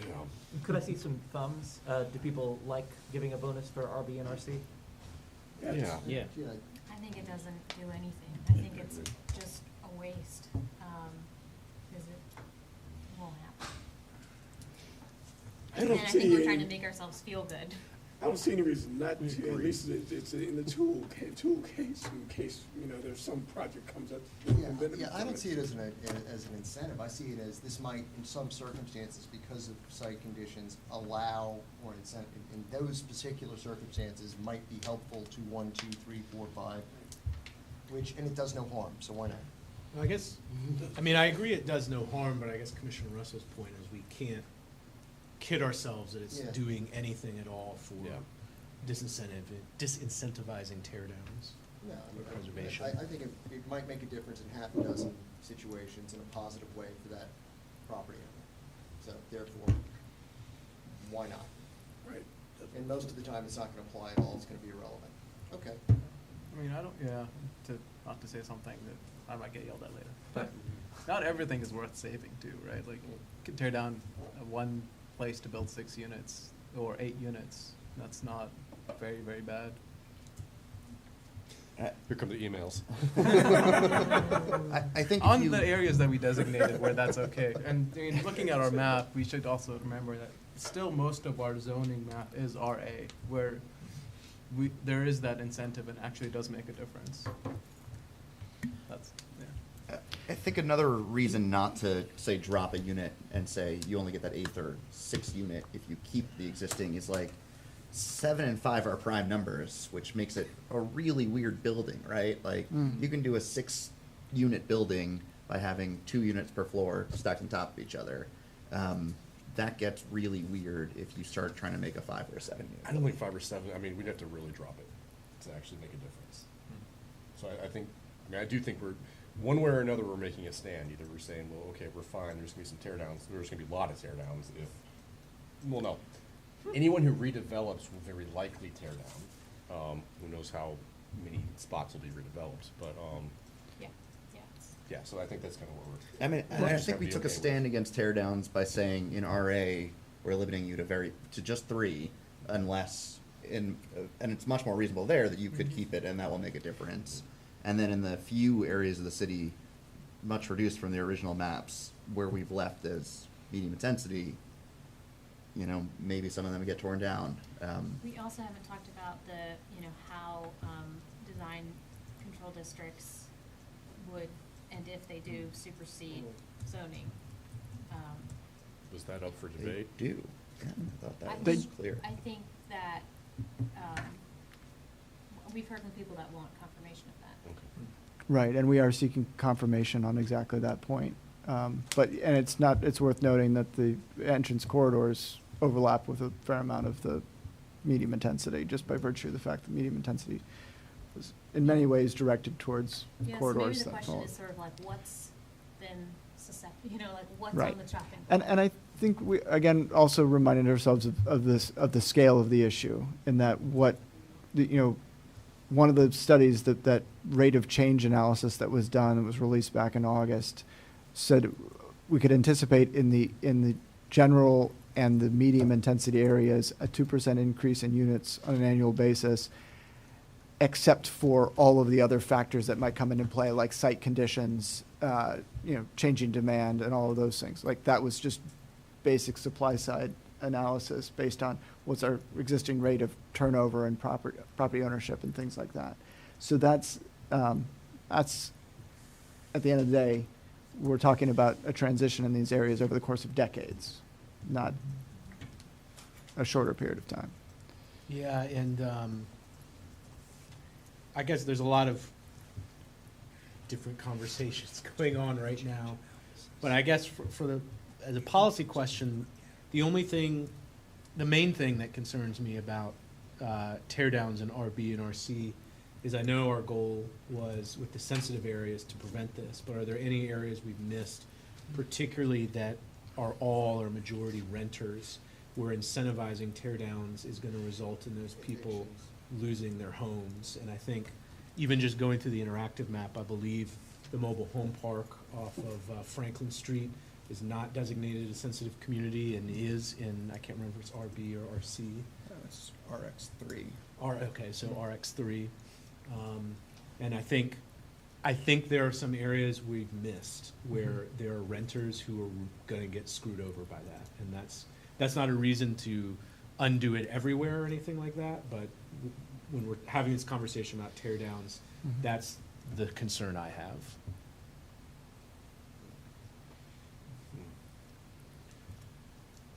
So to return to the question, expanding the density bonus for preservation of existing structures in the RB and RC districts.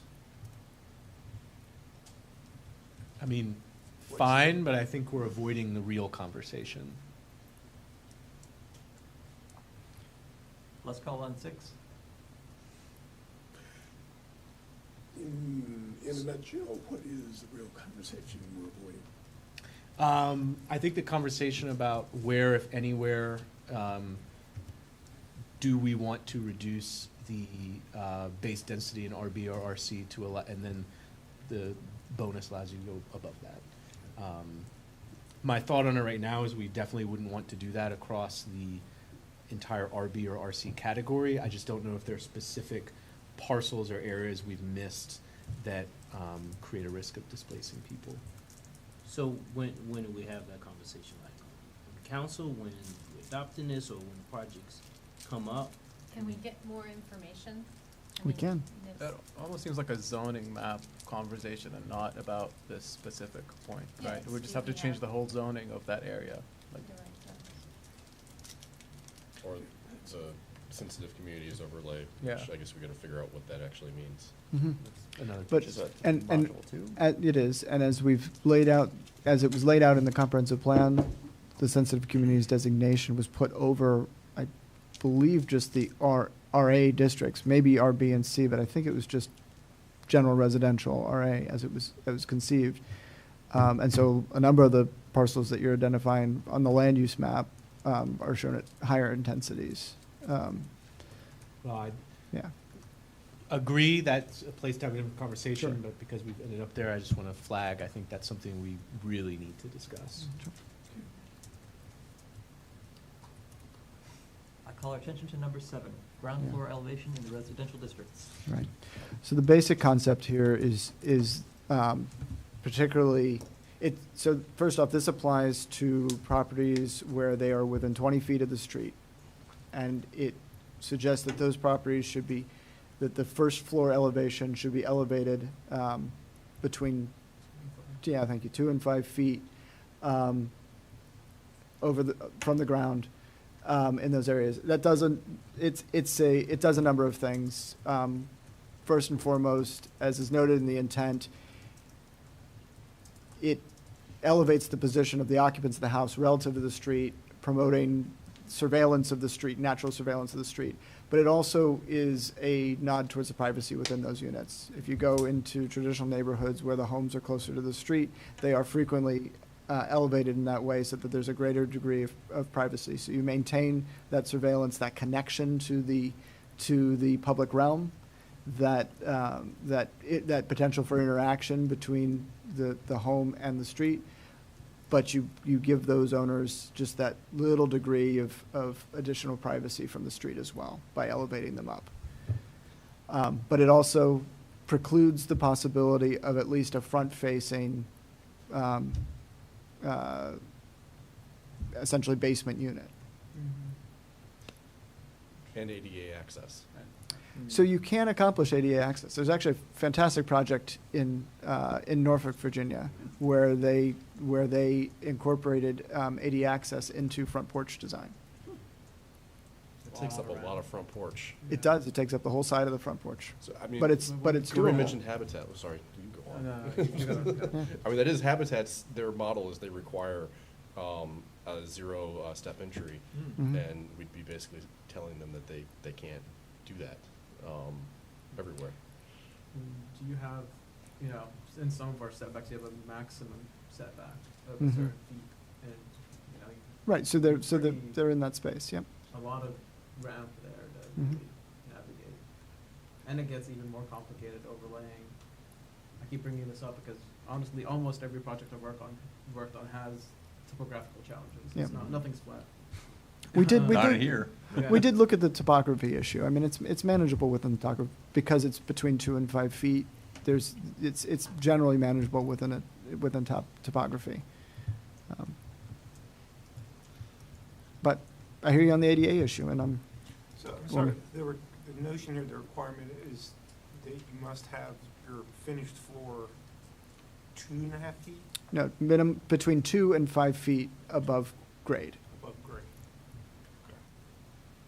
Mr. Schwartz's point is that if Habitat has the sort of straight roll in, then this would not. Yeah, it just would seems make like it problematic from ADA. let the architect do what they want to do. It just seems, I mean, if you want privacy in your unit, the designer will design it higher, Mhm.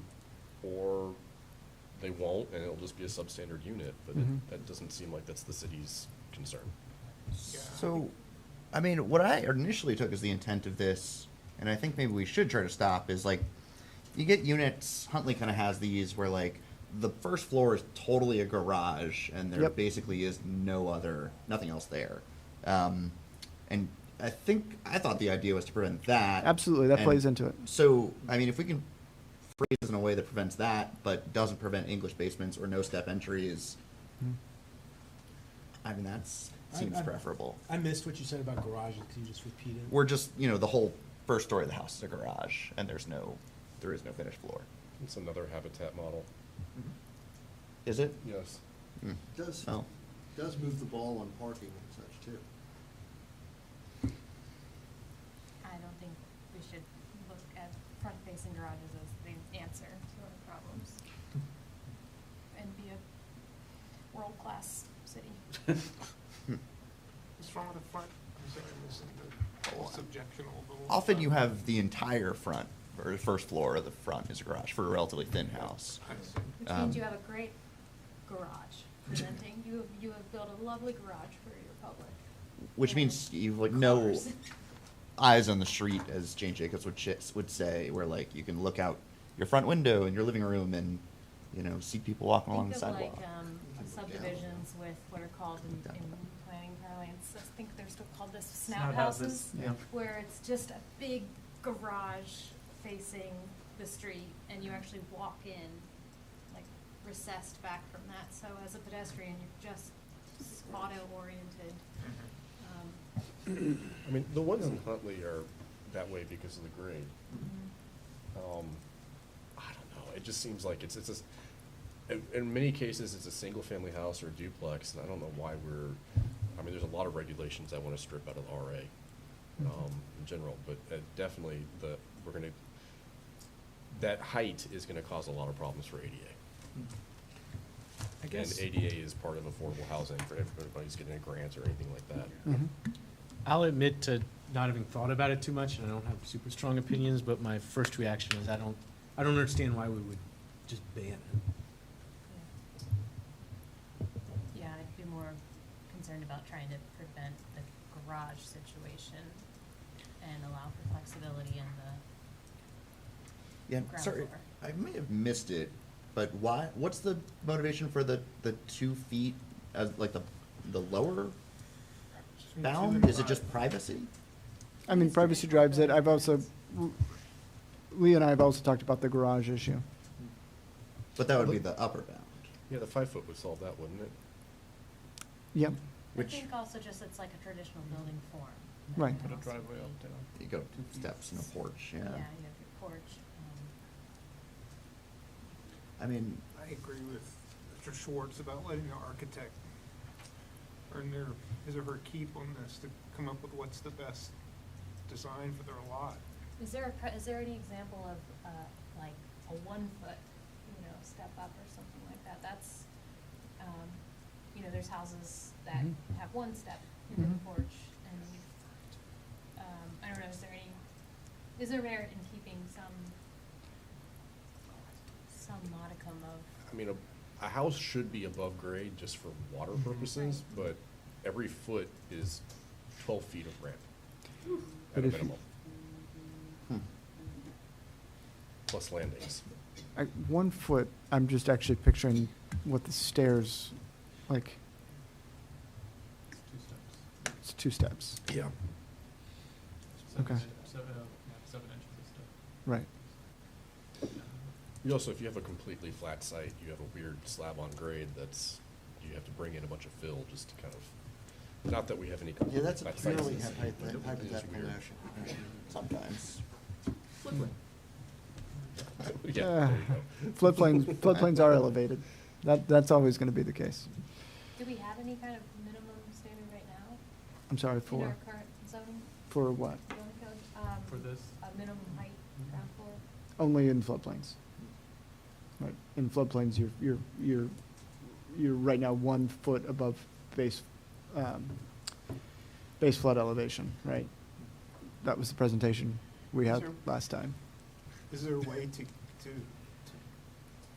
Commissioner Russell's point about the garage, is there another way to back in? Of course, yeah, absolutely. Yeah. I'm just like kind of maybe, not knowledgeable to what we might be missing, like what's, Mhm. what are we, it doesn't seem like there's much to lose, but I think this is part of our consultant's preferences.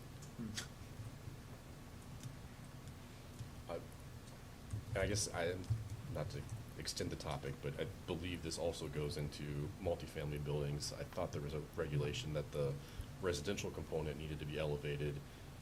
So if you've got like a commercial street front, like the flats, for instance, if they had residences on the ground floor, they'd have to be elevated, which is also very weird for the internal circulation.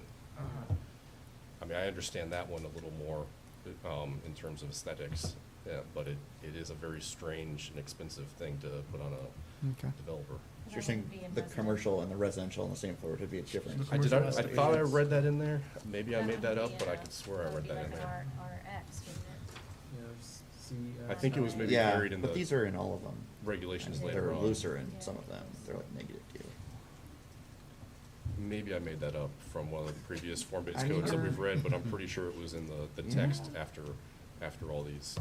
And then the conversation around English basement, is that where you could walk down and then have your apartment, you know, sort of like split between stories? But in that case, you're still gonna have to have stairs up to the ground floor, it's gonna have to be elevated, so it's not precluding, it wouldn't be precluding It doesn't. I think that what more precludes it is is the 6-foot reveal, right? Which is, once you get to 6-foot reveal, then you've got a whole floor. So then depends how much are you putting that English basement down into the ground versus up above.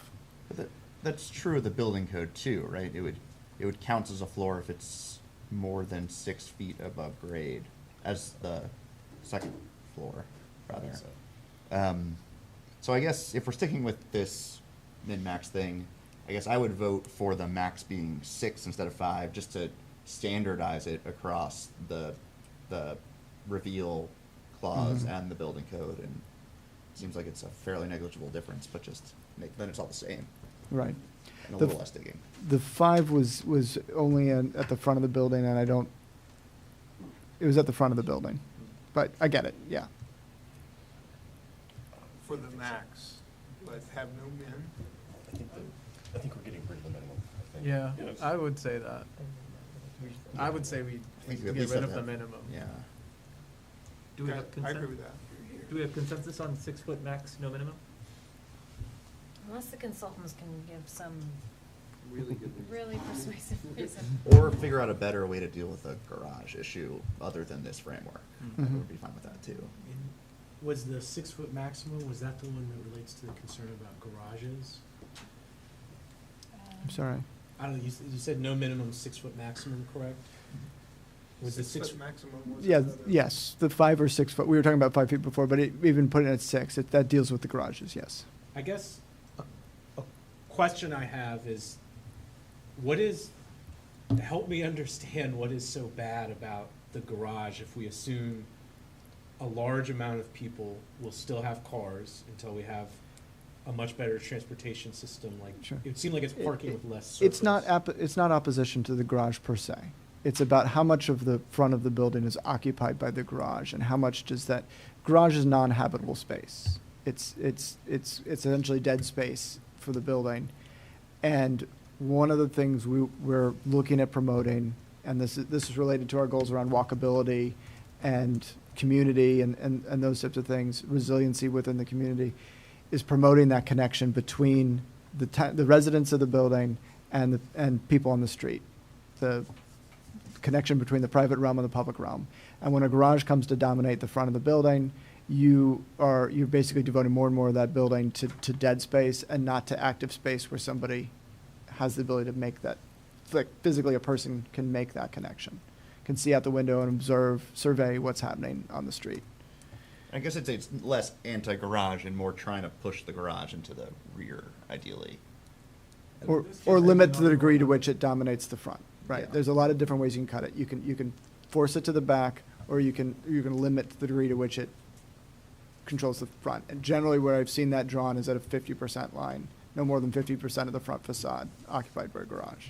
Yeah, I guess what I'm just misunderstanding or don't know is how much, does that change the feasibility of like it being included in projects in any way? Or is it simply just like a kind of minor design difference? Depends on your site every time, right? If at the end of the day, the width of your front facade is driven by the width of the lot to a certain degree, right? You got it. So on a particularly narrow lot, that'll preclude a garage Yeah. frontage. And I'm open to being wrong or other perspectives, but my immediate thought was just, again, if it's in a disincentive to it, it would seem like we would almost prefer that over parking flowing out onto street parking and creating those other issues we talked about, and it's on like a less surface within the city itself that's dedicated in terms of like asphalt surface to parking, but I'm That was open my to being initial- wrong on that. That was my initial point as well. Yeah. on that topic.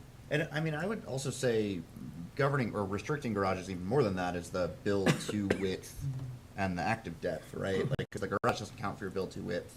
So in RA, it's 50% can be garage, except that's 50% of the entire frontage, which includes your side setbacks. Sure. And then in RB and RC, that your build to width goes up to 65% on your primary street, which limits 35% of the front, no, 35%. 35% would be the garage. Yeah, the garage plus the setbacks, right? Which is almost impossible, I would think. Because 65% has to be active and in the build to and not a garage, Mhm. and not in the setback. Am I getting that right?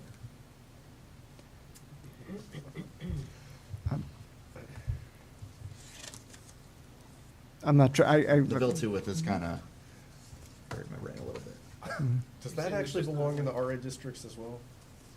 Sorry, that's off topic, but. No. It's, Is there something, I'm reading a little more about, I appreciate James's, your explanation, that has to do with, privacy and separation from the street and private, like, separation. And I encourage everyone to think about if you've ever been in a house that is that grade, or you've sat on a front porch that's at grade with the street, and it's a little bit like, there is something about that feeling a little bit weird, and it seems like there are, when it's not physically possible to raise above the grade or sidewalk, there are then additional, or it's not desirable for an ADA perspective, and you can't do a ramp or don't want to do a ramp, like, there would be other design components in play to sort of like ensure that good design that we want. I don't know exactly what that is. It seems like maybe different setbacks. I'm reading about guidelines about ground floor frontage out of San Francisco. who I'm sure are very strict around their design guidelines, but, And they know hills. They love their all garage frontages though, right? I don't think we should maybe just throw the baby out with the bathwater, without giving a little more consideration. Referring to, Referring to not abandoning completely the minimum ground area, elevation. yeah. elevation thing. There's a reason that we build houses the way we do. I'm not an architect. I mean, you built them without that regulation, right? It's not like we had it before. And I think it just hampers Yeah, but they- creativity, you know, it's, some, I mean, I also think it could encourage like cheap, thoughtless construction too. Habitat construction isn't exactly expensive, but that's for a purpose. I am thinking of, you know, the streets in 10th and Page, that, like on my street and West Street behind mine. I think half the houses have front porches that are level with the street. So, I mean, it's been around for, a bunch of those are 1920s houses. Well, and even more dramatic would be off Cream Street and whatever, 7th Street, that little Star Hill. cutter, yeah, that Star Hill cut around where you've got at grade, no setback from pavement at all. Yep. I think on Fifth also, just down the street where I live, there are some units that are on the sidewalk below grade even, kind of. There's some in Belmont as well. Is this straw poll time, Mr. Chair? What's the? I don't think it's worth a straw poll, guys, like, I get it, I just think it might result in some Might come back to haunt us. less than desirable architecture, but I could be wrong. I think the main thing I heard was 0 minimum, 6 maximum. I think we're still. No minimum, 6 maximum, Yeah, I think. that's- Because you could have a weird site where you might have to embed the first floor a foot in the Oh, sure. ground in the back or something. I misspoke, thank you. No minimum, 6 maximum. Yep. Thank you. Does that get us in a weird situation with basement apartments trying to negate height or story thing, work around loopholes? I don't think so. I think what that does mean though is you might get, if you've got a property that slopes up toward the back, Sure. you can still get in the front and it can count as a story. And it Right, doesn't have to be ground floor. elevated some weird way. I turn you to the zoning map. Well, so that kind of, I think, resolves some of that conversation, but then there was should we do something about garages, or is that covered by the 6 maximum? Or, well, but then you're basically prohibiting garage with the build too, and some folks had concerns with that. I'm not necessarily concerned with it, but just seemed like a good question from that I don't think conversation. the 6 max is actually gonna prohibit garages, it'll just make it count as a full story, so you lose a whole story to a garage, and we'd have some other method, which I think you were talking about, the active depth, and you build to width and all that. And you don't even lose I the don't whole know if story, that's- you just lose, I mean, Well, you doesn't- still it just build on counts that as a story. first floor, No, it counts behind as the a garage, story. next to the garage. I mean, Yeah, Well, yeah. yeah. True. But in a townhouse scenario, which is, I think, Rory, what you were talking about, in a townhouse scenario, yeah, you lose a story. Where you have a narrow townhouse where it's just a garage on the first floor, yeah. All right, yeah, And I think if that's we're enough off the as an street, incentive. Belmont Lofts, for example, not Belmont Lofts, Belmont Village being an example of that. We've got first floor garages all over, it's a parking lot, but it's first floor garages all the way around that are taking up, I mean, it's a PUD, it's a townhouse development, but that's a consistent aesthetic. Not my aesthetic, but. Something I've seen in Japan is a lowered, like a recessed kind of parking area, so the car actually goes down and under, which I think would be allowed under this. This car, Bill, I don't think it'd be prohibited. are we talking about Junction Lane? Mm-hmm. Anything more in this? The map, please. Mapping logic. All right, so we got, so let's talk about the map. We've pulled up the interactive version, so if there's places that people want to zoom in for whatever reason, we've got it available. In terms of creating the map, it's readily apparent the starting point was the land use map itself that defined the boundaries of most of the zoning or all of the zoning districts.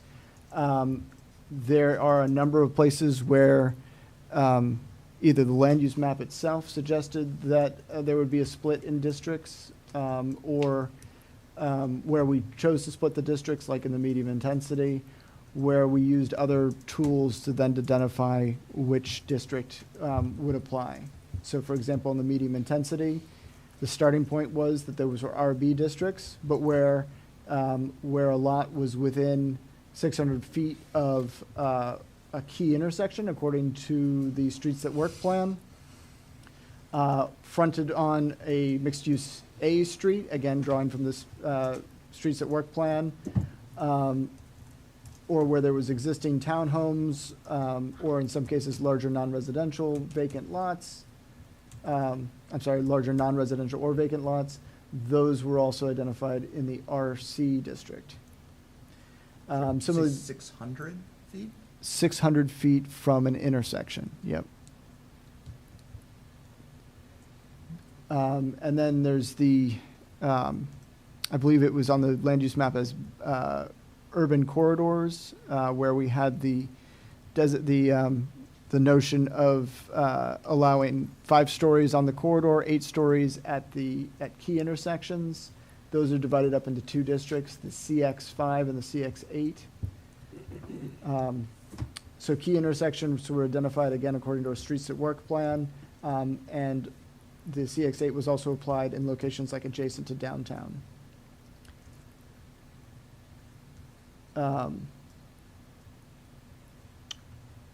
So in each case, so we were looking at existing conditions on the ground or the Streets at Work plan to drive district designations as we drilled down past what's presented in the land use map.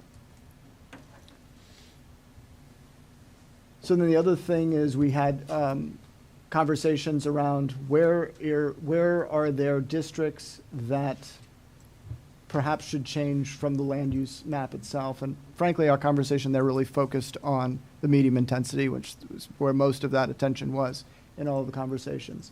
And there were 2 factors. At the end of the day, while we debated some particular locations, we didn't make any changes.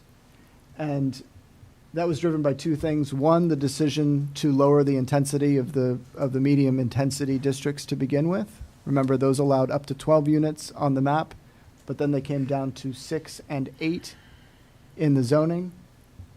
And then the other factor was really coming back to the basic reason of why we put medium intensity in this to begin with, right? So the objective there was the intent of medium intensity in particular was to ensure that we're distributing the opportunity for meaningful housing throughout the city to every neighborhood, right?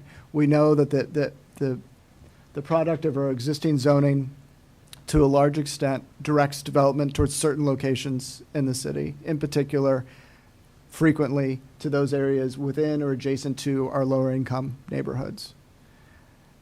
And so the goal with the medium intensity was to create a house-scaled district, and we believe these standards keep us within a house-scaled framework, to create a house-scaled district that allowed for some meaningful amount of density to occur in every neighborhood of the city. And then once, in terms of identifying locations, it was what are those locations in each neighborhood that offer greatest proximity to existing amenities like schools, parks, transit routes, et cetera. We didn't look at the entire city and say where are the locations that have those amenities and put it there. We looked at each neighborhood and said, what's the best location in the neighborhood to accommodate additional density, to create that opportunity citywide, so that we're theoretically and hopefully less focused on where development has gone to date. So I'm going to pause there. Any comments or questions from that?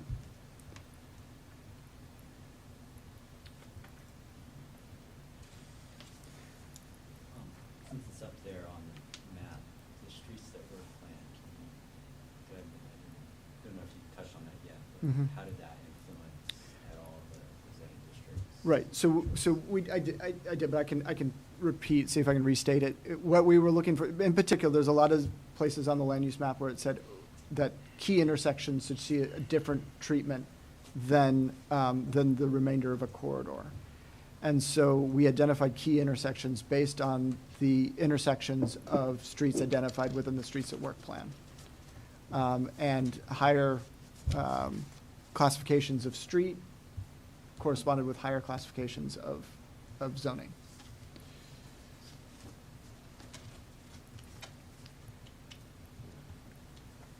We had some public comment about the RB versus RC distinction. Yeah. Either saying, you know, it's good or it's bad, but both sort of wondering why. Can you speak to that? Why, I mean, why RC is located where it is? Right. So RC was identified for, in locations, again, coming back to that Streets at Work plan, where we had higher classifications of street intersecting, and then we established the RC district within 600 feet of those intersections. And in locations where there were existing townhouses or existing development where the RC was the appropriate district. So I have, RC was also identified in some cases for larger vacant lots or non-residential lots that could conceivably convert over to residential, that were within the land use designation of medium intensity, right? I think, I mean, one of the things that we were balancing as we're looking at this map and looking at the distribution of densities is that we know that zoning is just kind of one piece of what's necessary for housing production to happen, right? A lot of our impetus here, while we have objectives and goals around climate change and walkability and economic development and all these other things, a lot of the driver in this comprehensive plan is about housing production. And we looked at housing production, we said, so zoning is one factor that needs to happen in order to produce housing. It's an important factor, but it's actually a pretty small part of the overall puzzle, right? Because for each time to get housing production, you need the zoning or the permission. You need the owner, you need a willing seller, basically, or a willing developer who already owns the property. And you need a buyer who has the financing, the investor pool, the money to do the project, right? You need those three factors.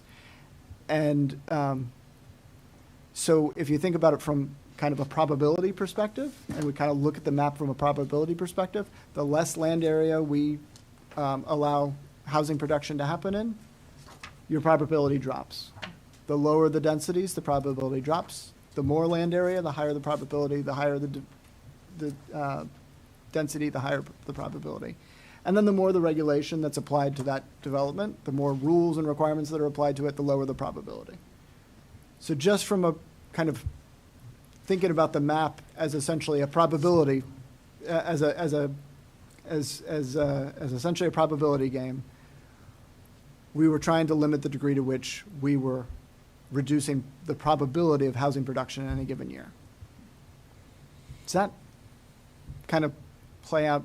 We understand that logic as far as what we were balancing as we were looking at individual lots or blocks or streets, and weighing that against, are we going too far in kind of reducing the probability of housing production? Hey, I would love to, if it's appropriate to talk about this at this point, I'd love to hear Mr. Stolzenberg, Mr. Schwartz talk about some of the tweaks that they recommended in the email earlier today. as relates to this map? Sure, if you want to get into that. think Is it's- everyone medium intensity now? I feel like Is that too, there's a lot of angst. are we jumping ahead too fast? I'm gonna defer to the chair. That is the next item. If we're done with this item, then yes, I Oh, strongly support you. Yeah, Okay. okay. But it's probably also useful to note on kind of process from this point forward. Yes. We are getting, in terms of the map and changes to the map, we're getting obviously lots of comments of all different types in terms of changing the zoning on, as proposed on the map. And we got more from commissioners, we've gotten a lot from the comments based on the open houses that were held and then comments that are coming in. We're going to be producing a map that basically identifies each place where we've gotten a recommendation, and that map is something that we intend to make available to folks that basically helps people see, like, quite transparently, these are the places where people have asked for some form of change to the map. And we're going to assess all of those and come back with a recommendation, and you guys get to decide. So, very simply, that's the process plan. And some of those changes are simply changes to zoning maps. Some changes may, in fact, relate to a change on the land use map itself. And if that's the case, as we said a long time ago, when we bring forward the zoning ordinance for adoption, we can bring that, in conjunction with that, a set of amendments to the map as necessary. The land use map and the comp plan. Any questions process-wise?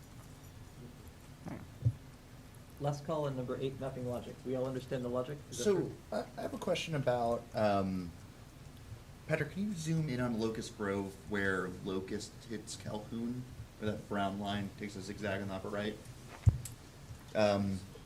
So I guess I have a question about how the whole, like, key intersection thing works. Sure. And, like, where the 60-foot rule was applied versus a little up and right.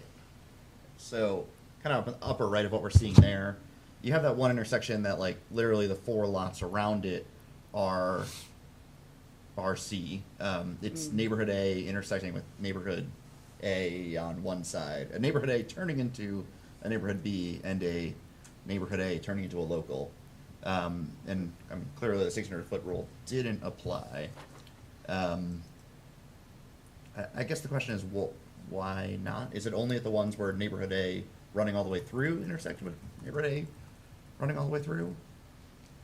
Does that make sense? No, I mean, the rule generally was, it's, if you've got a neighborhood A intersection, you're at 600 feet around.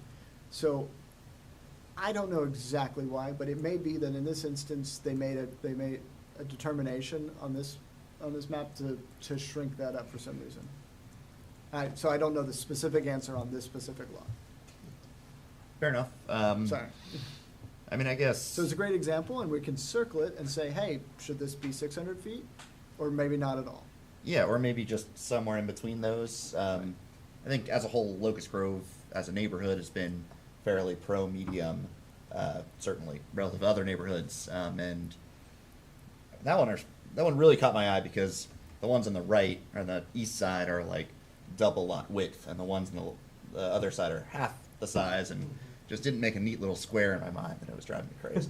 But I think just a little bit more of a buffer on the intersection might also make sense. A big design idea we talked about a lot in 2018, that we haven't been talking about as much now, is the sort of new urbanist idea of light facing the light. The sort of roughly stuff should be similar across the street. Did we do Yes, that is, I'm sorry, I should have mentioned that one. That is a key, that is also a key part. Generally, like, we're aiming for like faces like. There's at least 2 places on the map that I know of where that rule is violated. I have a deep explanation of one of those, if we want to get into it, but, Tarleton? this is the place where the like facing like is violated is up in the, on Rio Road.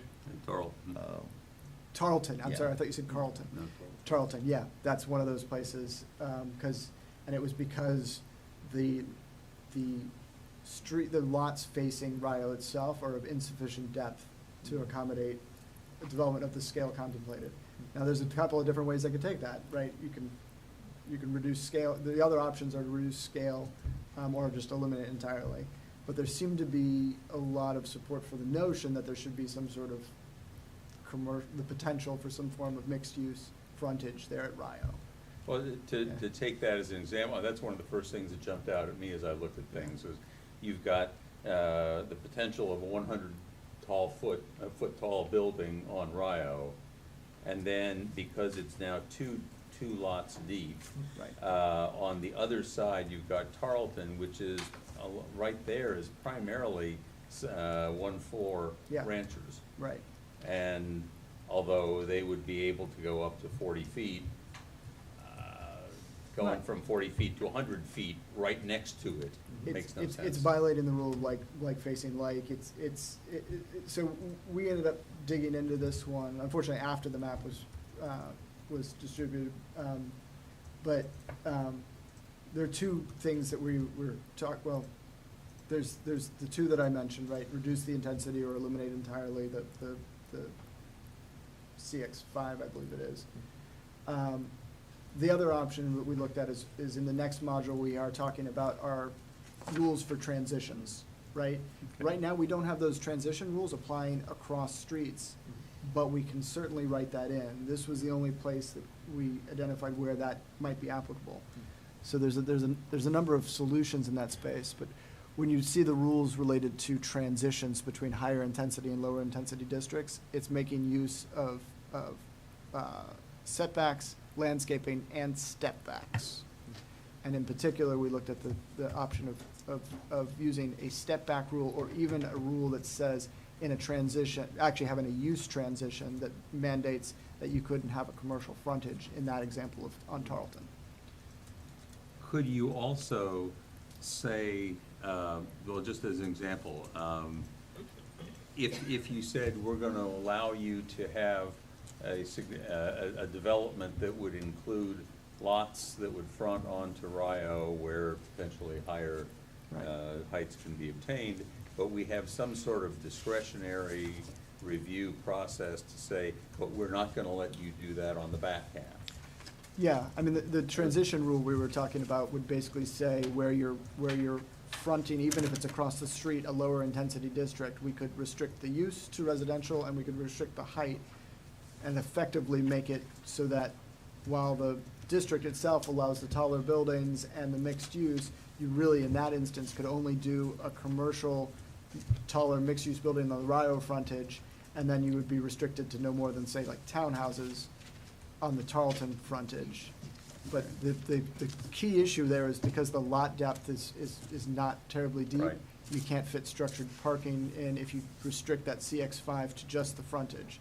So you're either bringing the density down and really getting away from it being mixed use at all,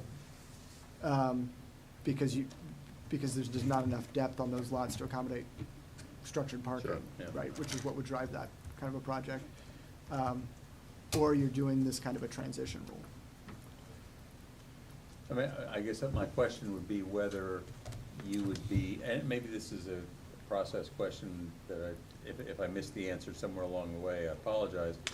Are we contemplating that bonuses are going to be essentially, if the applicant, asks for the bonus and they've filled everything out, they get it?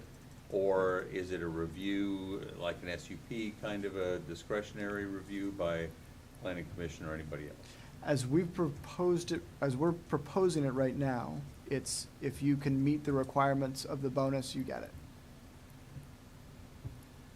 I can understand why that might be, as a general matter, a good idea, but this strikes me as one place where maybe if there was some way to make it, like maybe the transition rule would be, it's not by right.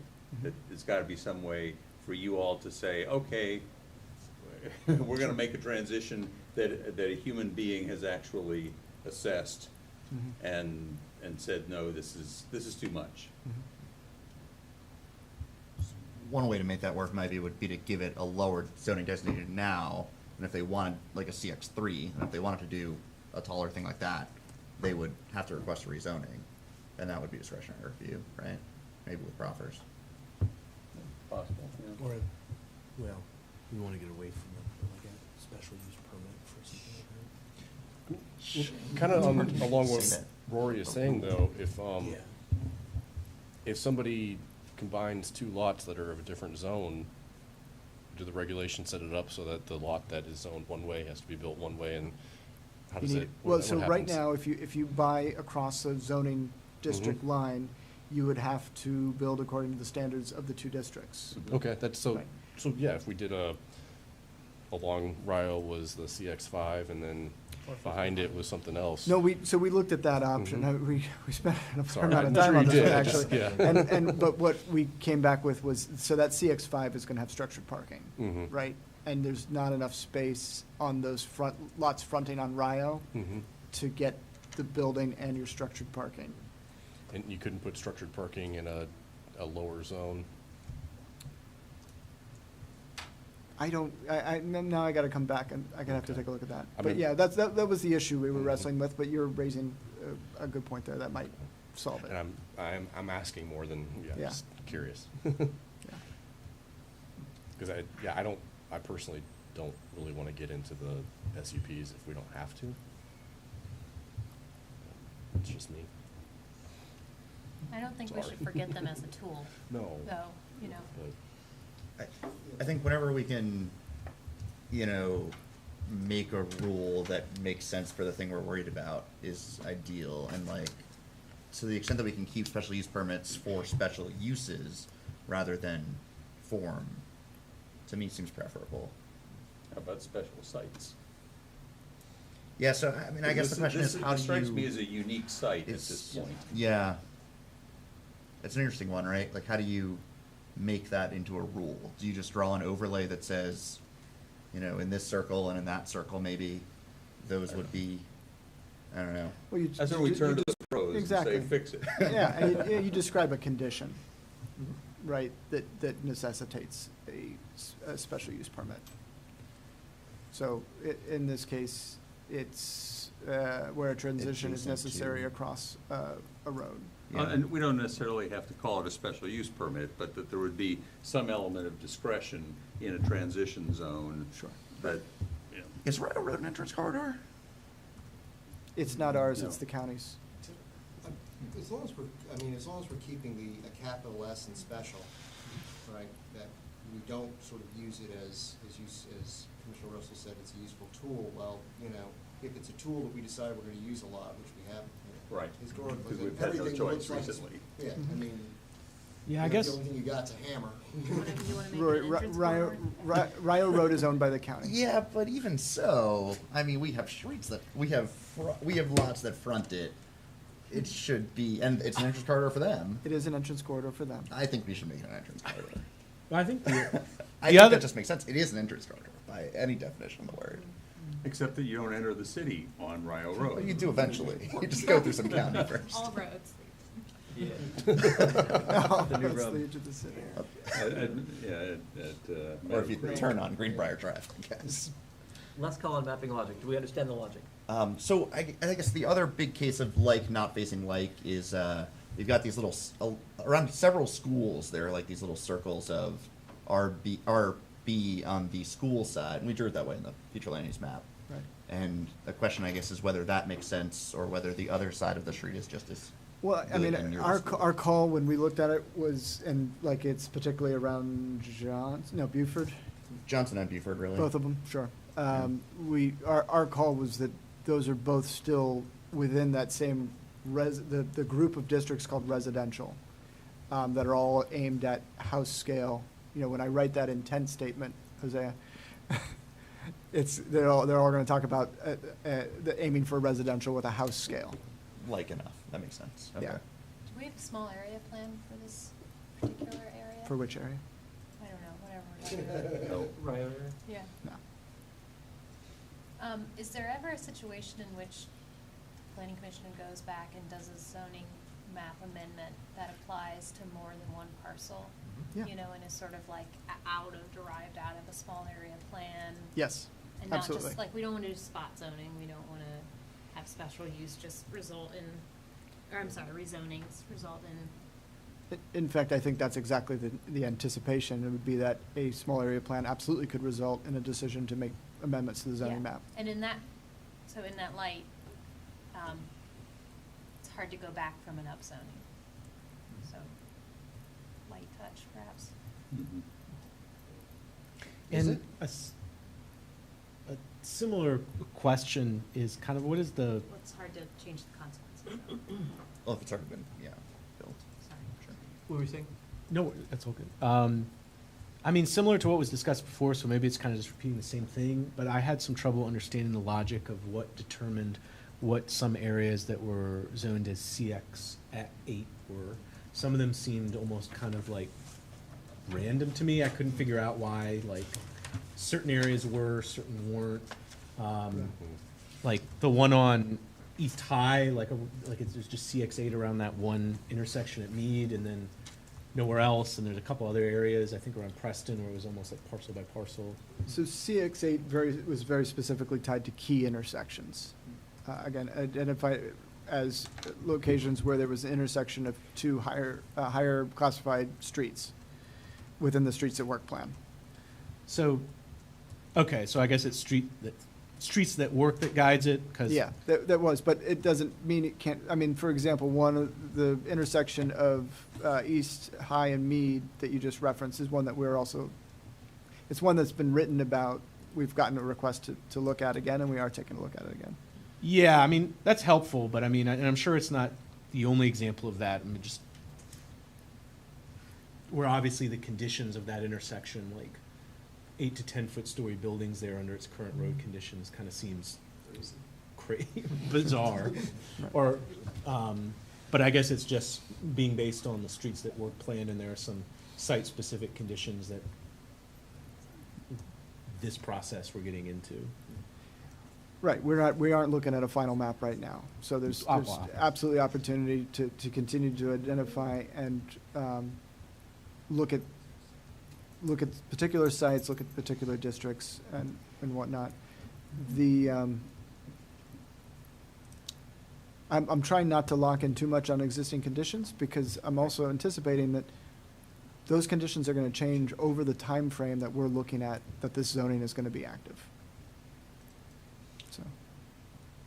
So while we're talking about CX zones, I don't know if this was a problem for anyone else, but like, I felt like the colors were too close together, and I could not like keep track of what the differences were. Like, is there any way we could spread those out on the colors wheel or whatever? We can look at the color wheel. I turn us now to proposed changes to the draft zoning map. Mr. Schwartz, can you start us off, please?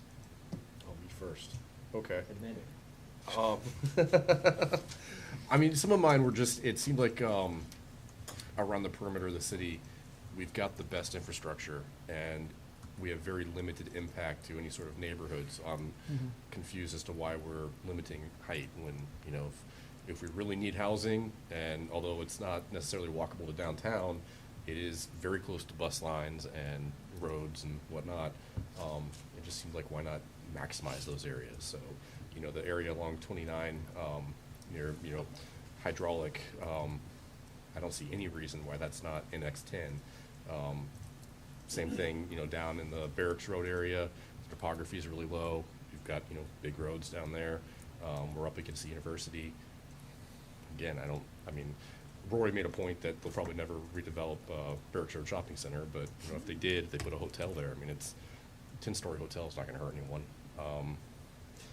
The West Main Street, and I think we got an email about this, it's flipped from what was recently proposed. So I'll just go ahead and own the fact that that was actually a mapping error. Okay. That came down to when we were making corrections to the map on the day we released it. And it was supposed to be, it was an error on West Main Street, and we asked them to correct it based on what the adopted policy was today, and the person who implemented it flipped it, and nobody noticed in the hours before it was released. So the version that we just received is wrong, Yeah. is gonna get changed? It's gonna get changed. Well, personally, I wouldn't mind seeing it all be CX8 and letting the BAR deal with, you know, what is contextually appropriate. And at the very least, the train station should be.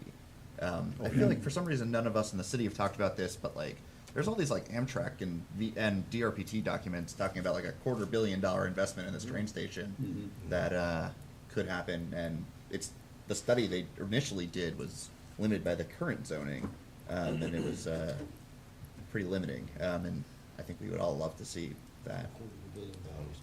So that was Yeah. what, maybe I shouldn't call it an error, but that's what the consultants recommended for West Main was CX-8. Okay. And then we said, no, this needs to go by existing policy. But then they flipped it when they implemented that. For some of the BAR conversations that we've had on some of the newer buildings, I know that there's been times where we've been like, well, what if you make the building bigger, but just articulate the base a little more, and like, oh, we've already maxed it out. Mhm. So, I think I don't think there's a reason to limit it to CX-5. And again, just let the BAR do their job in that area. I know that scares some people, but yeah, and then there's, JPA, same thing, it's set really low, and I'm not sure exactly what we're protecting over there. I do know that the one little spot that's marked CX-8, 2 of those lots are unbuildable by, one's an IPP and one the city council has, 10 years ago said you just can't build on it. You guys will be getting that. I'm sure that'll be An appeal yes, of the an appeal BAR that's decision. coming up very soon. Yeah. Stonehouse. Yes. There's a stone house over there, and the corner lot was, On the corner of JPA and Emmett. Emmett. As you round the bend to go up JPA, excuse me, you round the bend to go up JPA, or you keep straight to go to the hospital, you're on Emmett. And right there at the fork in the road is the brick house. No. Well, I'm sorry, stone house. Okay. You've And, never seen and what has council done in the past? Oh, there's on a that? deed restriction on the adjacent corner parcel that says it's unbuildable. It was a deal that was made, Huh. 10 years ago it doesn't apply anymore, and that's why the owners want to change it. But anyways, So somebody owns it? it's owned by, I don't know if MSC owns it, but they're part of the project that's gonna be, Oh, okay. they may have sold it to someone or plan to sell it to someone to develop it. Mhm. So can you go back to, Yep. just before you leave JPA, I want to, you're suggesting the entire corridor is underzoned or just that intersection? I think that you could probably stretch CX-8 further around, just because, again, the topography is so low down there, and isn't the building we just approved, that was more than 5 stories, was it not? 2005? 5 in the back. Okay, so that's, and I think at least along the west side of it, Okay. I believe we could probably Mhm. handle some more height, and again, the students, we need to have some place for the students to live, and they're gonna, if they don't go someplace like JPA, they're gonna go 10th and Page and Venable. So it just seems like needs some little outlet. My memory was the last we pointed to that in the 90s. That was a deliberate step to sort of re-densify that Mhm. corridor, right? Yep. Yeah, so why back off an inch now, what's changed? Plus, that's a lot of tax revenue if they live off grounds and not sending their kids to public schools because they don't have kids because they're Right. students.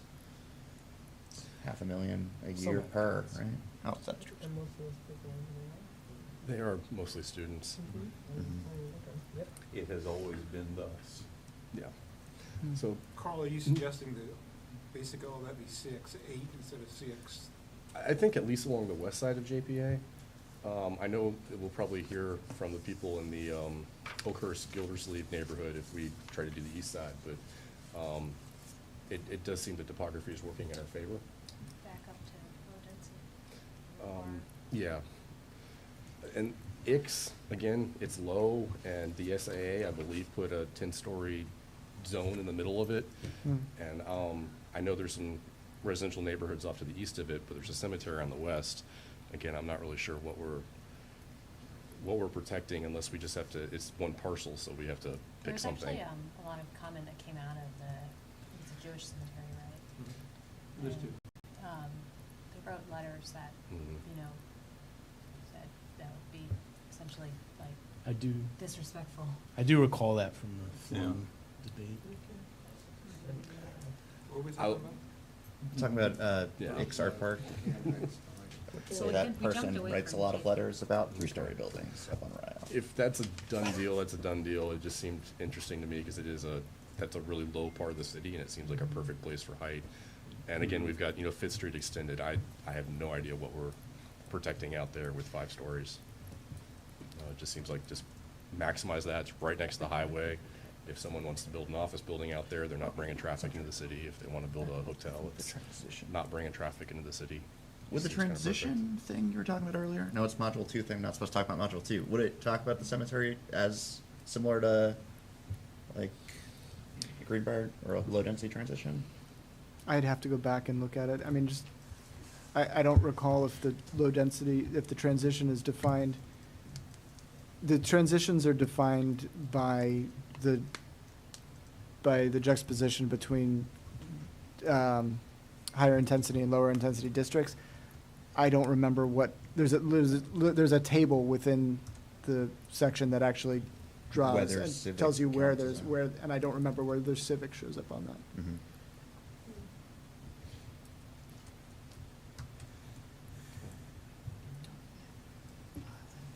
I guess your turn, Rory, unless, I mean, I'll just say, I think all of Carl's make a lot of sense, practically no-brainers. Certainly Barracks, Fish Street, those strip malls, you would love for them to not be that.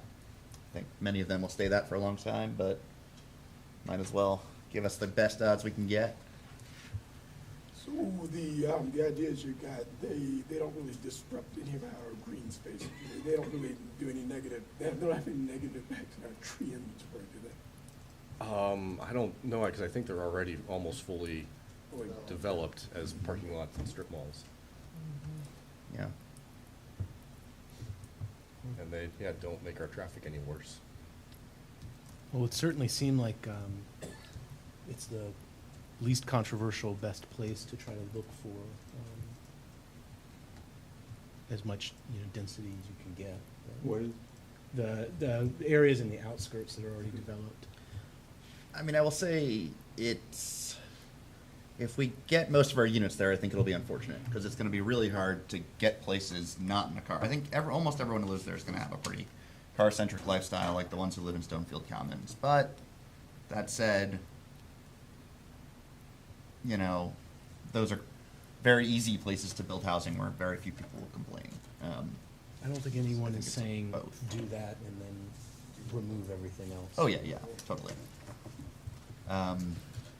I would note that it is possible that we could improve our transportation system. Yes. That's where I was going with that, but then I forgot. One step at a time. Yep. All right, so I'm sure you guys remember all of these by heart from an hour before our public hearing 2 years ago.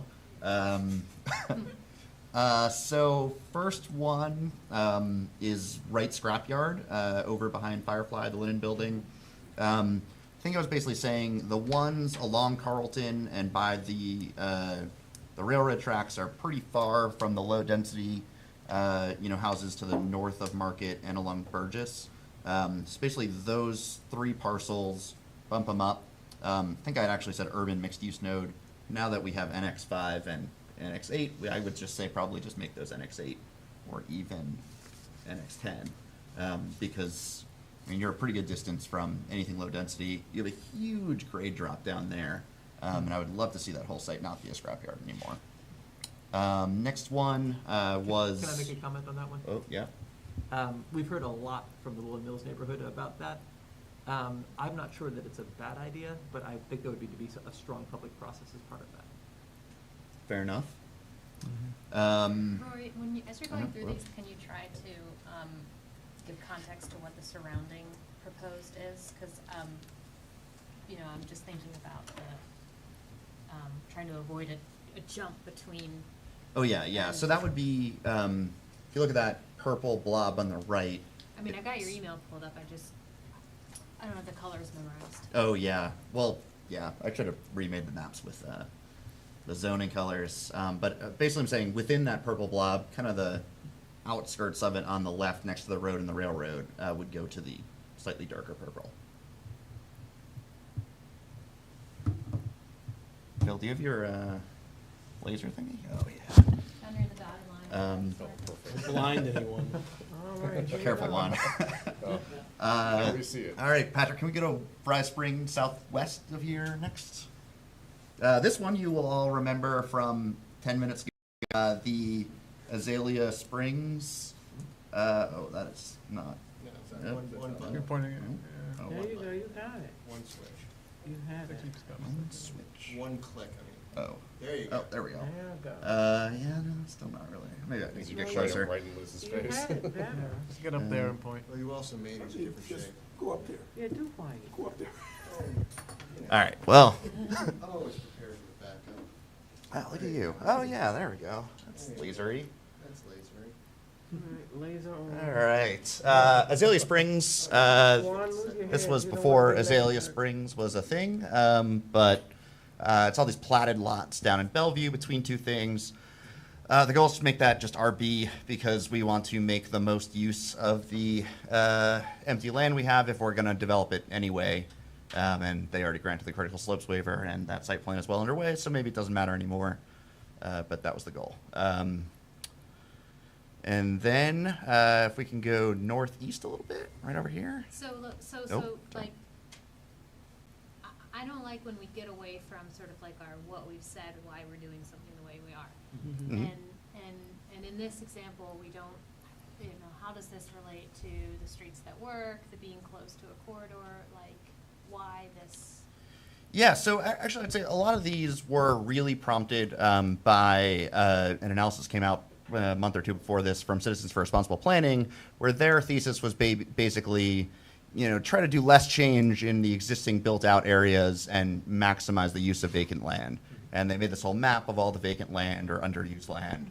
And I said, well, you know, I don't totally agree with not changing our built-out areas at all, but I think to the extent that we can make the most of our vacant land, especially when we're going to develop it anyway, you know, if we can take some of the pressure off every other area by developing those just a little bit denser, I think, in a sense, everybody wins, right? Maybe, though I'd say a lot of our vacant land is also, at this point, it's vacant for a reason. It's environmentally sensitive. True. Yeah, I mean, and that one, if you deny the critical slope waiver, none of those things under RA or RB would have happened. But they approved the critical slope waiver, and so now all the trees are going to be torn down Well, anyway. I don't know and that we're not nothing gonna would get have happened, but duplexes. Well, you know, well, I didn't vote for it, or maybe I did. I don't know.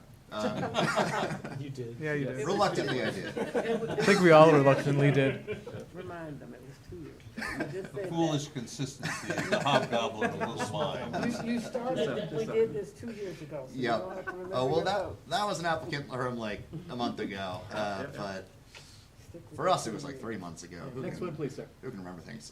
This is Altamont Street and Circle. These are zoned R3 now, and in the previous future land use map were high density residential. It's characterized in its actual built form by structures that by and large used to be single family houses and have been converted into at the minimum duplexes, a lot of fourplexes, sixplexes. It's really all over the place. It's a great street to walk down if you haven't. Very narrow street, works great. And I'm just proposing to bring it back, I said medium intensity residential, which in this case, I would probably say RC would match the current build form the best. Are you gonna be able to achieve that in a area that's under a design control district? I mean, isn't Well, I it- mean, it already is, right? Like the so houses are what do converted you to it. think could So otherwise, you're making all these apartment buildings, small apartment buildings, non-conforming and limiting, you know, what property owners can do. Certainly, it's a design control district, and you're not like Yeah, I'm just trying to significantly understand what you changing think- everything. What you think could be achieved in. I think by and large, if zoning reflects existing reality, even if it doesn't mean the zoning is pushing for things to change, that's a goal that's worthy of doing. Rather than taking an area that is fairly dense, that has been zoned fairly dense forever, and rezoning it, downzoning it to RA, which is less dense than it actually is, for no totally clear reason. But yeah, in practice, that's probably not gonna change very much of what's going on over there. And it's in an ADC, so And the even more restricted. the large apartment units are not the majority there. So, yeah, these are house-sized units that are divided into plexes. I'm not talking about Altamont Apartments, which is in the middle of the circle. Yeah, Rather, yeah. all the buildings are around it, and And you're I think in recommending my it be what, if not medium, because that doesn't exist? our C would probably reflect it best of what's actually there, if you look at what's actually there. So Our you're B saying would it's also probably generally go right. 8-unit buildings that are in there? Some of them, I mean, well, they're marked 1 to 10 in the use matrix, I'd have to check on what they actually are. I mean, I isn't think that our sort B of- could probably work. Isn't that sort of the Maybe ideal RB. here? We've got these Mhm. house-formed things that are 6 and 8 units. Yeah, in many ways, Altamont Street and Circle, and in particular Street, are like the platonic ideal of what we're envisioning, of like, if you're walking down it, you almost can't tell that many of them are apartment buildings or, small plexes. Of course, you could never build the actual street like it is now, which is part of why it works so well. Yep. Where it's almost, shared street where you can walk right down the middle, because we kind of have to, because the sidewalk is terrible. But, anyway, Based on my historical research, this street is the reason we have zoning in Charlottesville. yeah, the Circle one, yeah. Because of the Altamont Apartments, which are currently in this RX something or other. I think our B would also probably be right there, but RA, it's just weird. It makes no sense based on like what's actually there. And I think in my email I included like a map of the existing uses. Next up, we're popping right over here to 2nd Street Northeast. Can I throw a comment on that one? Oh, yep, okay. I think it would be appropriate to have some commercial use on McIntyre Road. I don't think restricting it to residential only makes sense. Yeah, so that was an interesting one, because the future land use map had that as the light teal for a very long time, and then it was removed, I think in the last revision. And there is sort of the issue there is this huge downslope, right? And so you would have to be very careful building into that hill. But there is at least one duplex that's like dug into the hill there. Yep, that one right there. Was that off the whole time? Yes. Oh, man, I'll hit it. Sorry, internet. Not mention the apartment complex, just down from there, yeah. And I think part of the reason why we removed it was because the reason it was that was because McIntyre Road is a place that makes sense for that kind of commercial, and Altamont Street, which is tiny, did not. And because we made that decision early on in the process to not split lots, you couldn't say, well, at the bottom of the hill you could build commercial or whatever, and at the top of the hill you can't, because it's all one lot going across, except for the ones right behind that duplex. I don't know how you square that circle What would be unless we allowed in the split a SCP lot. What would be allowed in the SCP process? You know, I guess in an RB zone, you could get No, I'm some asking you to know it stuff by in heart. there. I mean, yeah, that's a good point. You could build some stuff because it's RB, like a restaurant or retail, I guess, would be allowed by right even. It's really limited in terms of its site and just the, that slope and the McIntyre being, there just being not much real estate there. Yeah, I don't know if you could do it in practice.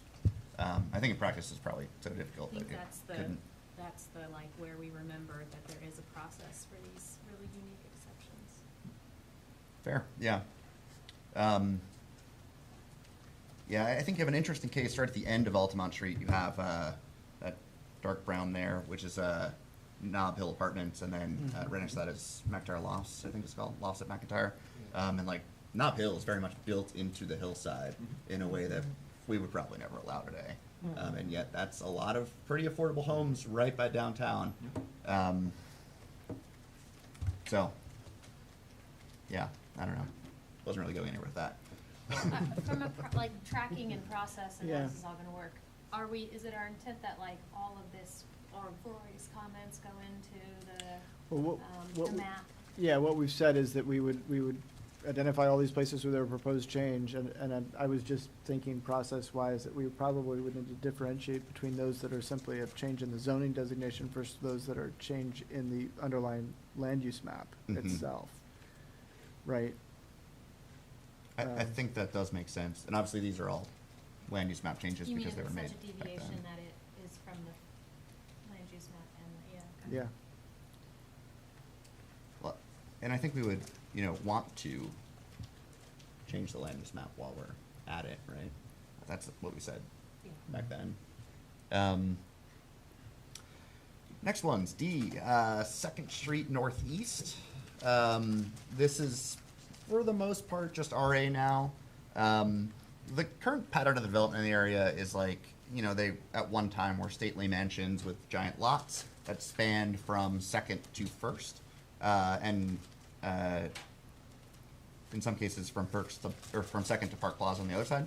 And then some, are still go all the way across and have big empty lots in the back that are, if they were subdivided, would be prime empty lots to build on, extremely close to downtown, where you could very easily live without a car. Also, there are these 4 townhomes right at 2nd and Hedge, which are currently in RA and probably would not be allowed in RA if they existed now. It's that same pattern, right? They were the backyard of the house on the other side. They were subdivided and built on. And then there's an empty lot over on the other side that I included that's now going through BAR as a big fancy house. So it might be a little late for that one. But Yeah, I've seen I think I assigned some medium. That would probably make sense to RB in that area to, kind of match up with that existing pattern of development or historic pattern of development. Up a little bit, I'm sure you guys are all familiar with Park Lane Apartments, which are these big 2 apartment buildings right there. Very cool, very much would not be allowed today if it weren't already there. At the end of Park Lane, there's a whole bunch of vacant parcels, pretty much all the way from Park Lane to Kelly Avenue over there. And again, in the spirit of making use of vacant land, and in the spirit of making the best of North Downtown, which again is, in my opinion, as a North Downtown resident, the best place to live in the city without a car, except maybe if you're a UVA person. It seems like an obvious place to put a little more. So what about this though? Mhm. Because Park Lane East is pretty substandard. Mhm. What about the argument that that actually is a great candidate for a potential rezoning if the developer has a great plan and then comes with a proffer and then we get some sort of extra thing out of it? I guess to that I would say, the whole let's hold out with stale zoning against what we really want in the city, and hope for proffers. I don't know that we want that without some improvement to that. Yeah, I think things like substandard streets is where the traffic engineer during the site plan review process says, we're not gonna let you do that unless you make this better. And that's my understanding of basically what site plan review is for. Yeah, we're seeing that on a project right now. I think if a developer wanted to get, If it's zoned for it, they would have to bring the road up to standard? if the road can't handle the traffic you're gonna put on it, you can't just do that, right? We can't make. All the way to the park, all the way to Park Street? If I were the developer and I controlled all these Without a parcels, proffer? the smartest thing to do By would right? probably be to build the road all the way through, connect it to Poplar and Kelly, and that way you could make a bunch of new subdivision parcels. Yes, but if it was by right, would they be required to do all those things? I think you can't build by right if the road isn't able to handle the traffic. Is that true? That's how I understand it. But we can dig into that question further and find out if I don't know. there's, yeah, right, let's get more on it. Let's understand if there's parameters to that, if there's limits to that, or how that works. I thought we could not require them to improve anything that is not on their property. There's a project in front of us right now where they're offering to expand the adjacent roadway, but. Yeah, I thought that was true except for streets. Like, you can't do sidewalks off the site, but we can make them, But we let can me- put a traffic light down the street, all that I'm- stuff. I'm more than happy to dig I into don't the think so. question. I'm more than happy to dig into the question and get Yeah. a firmer answer. I think the Virginia Supreme Court has said the answer is no. You can't, if they wanna make a proffer, that's fine, but we can't require it. We can't get a proffer. So- by right. Backup suggestion, depending on how you guys feel after That's Mr. something you can Freeze find gives out. us that Yeah, information. I'll find out, yeah. We could just change the future land use map signaling our intent to desire a rezoning and, you know, some nice proffers rather than leaving it as general residential. And maybe that becomes slightly more likely to happen in the future. Yeah, yeah, yeah, because then it indicates to a potential developer that we want that there, but Yep. they And, have to pony up. and maybe the answer is less that we can require them to upgrade the road under the site plan review process right now, and more that the answer is if the road is deemed to be substandard relative to the project, that the project just can't happen. Yeah.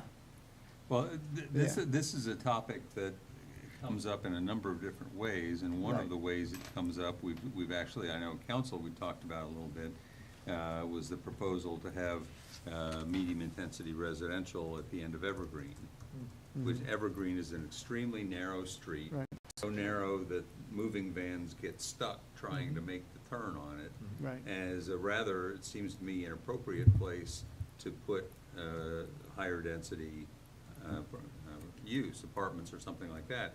And if we were to do so, it seems to me that the city would need to be on the hook for improving the off-site infrastructure to make that a doable project. Sure. If we approve the project, if we approve the zoning, whatever, I'm not sure where the standard goes, but at some point, if we're gonna be authorizing this more intense use, we've got an obligation as the city to provide the infrastructure for folks to be able to get there. And Because we can't require it out of them. And we can't, but if we can't require it out of them, but we also have the ability to deny it if the infrastructure's not there yet. I mean, That's part of if- that conversation, right? If we end up writing a zoning ordinance that gives them a by right use, Mhm. that we ultimately say, the neighborhood really can't tolerate, it seems to me that, if we've done that knowingly, we have at least a moral obligation, seems to me, to make sure we give them also an infrastructure, give the neighborhood an infrastructure that's tolerable.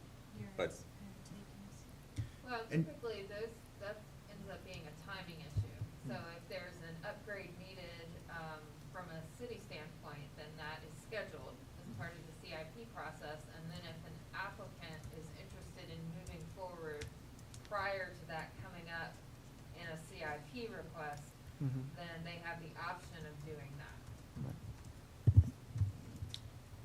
And, you know, particularly when it's different lots that are separately owned and different projects would cumulatively do it, you get into a weird collective action problem where it'd be difficult to,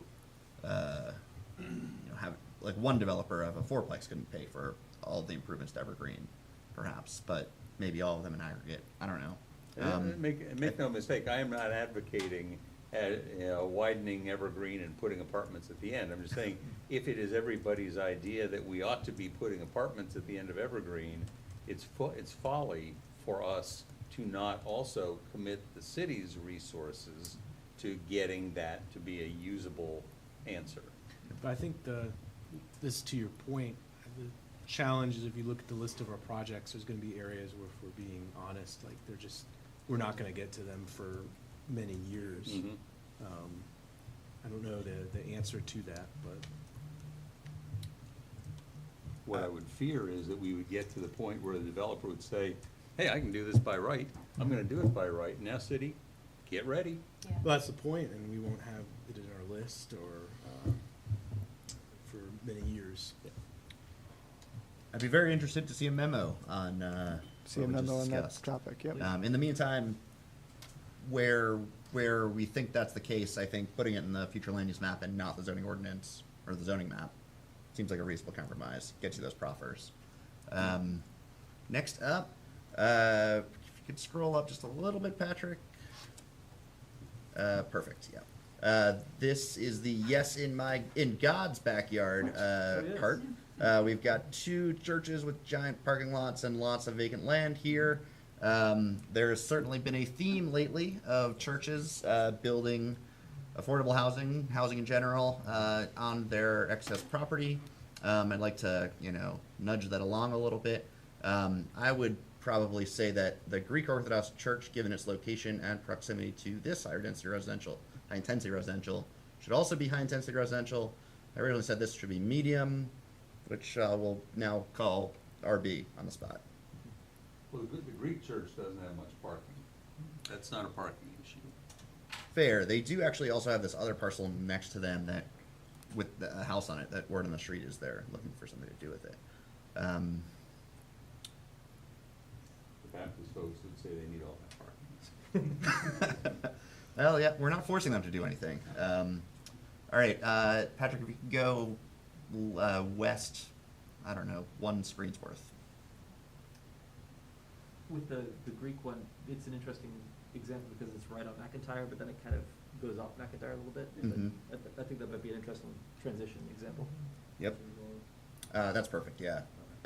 This little lot right here at the very end of Hemlock Lane is vacant. It at one point was part of this lot on Rugby Road that has a very nice house on it. I would say that that house should be the same as Hemlock. And probably the most enticing, or hopefully more enticing than Hemlock to develop as a big old vacant lot that Hemlock dead ends right into. It's also absolutely covered with bamboo, invasive species problem.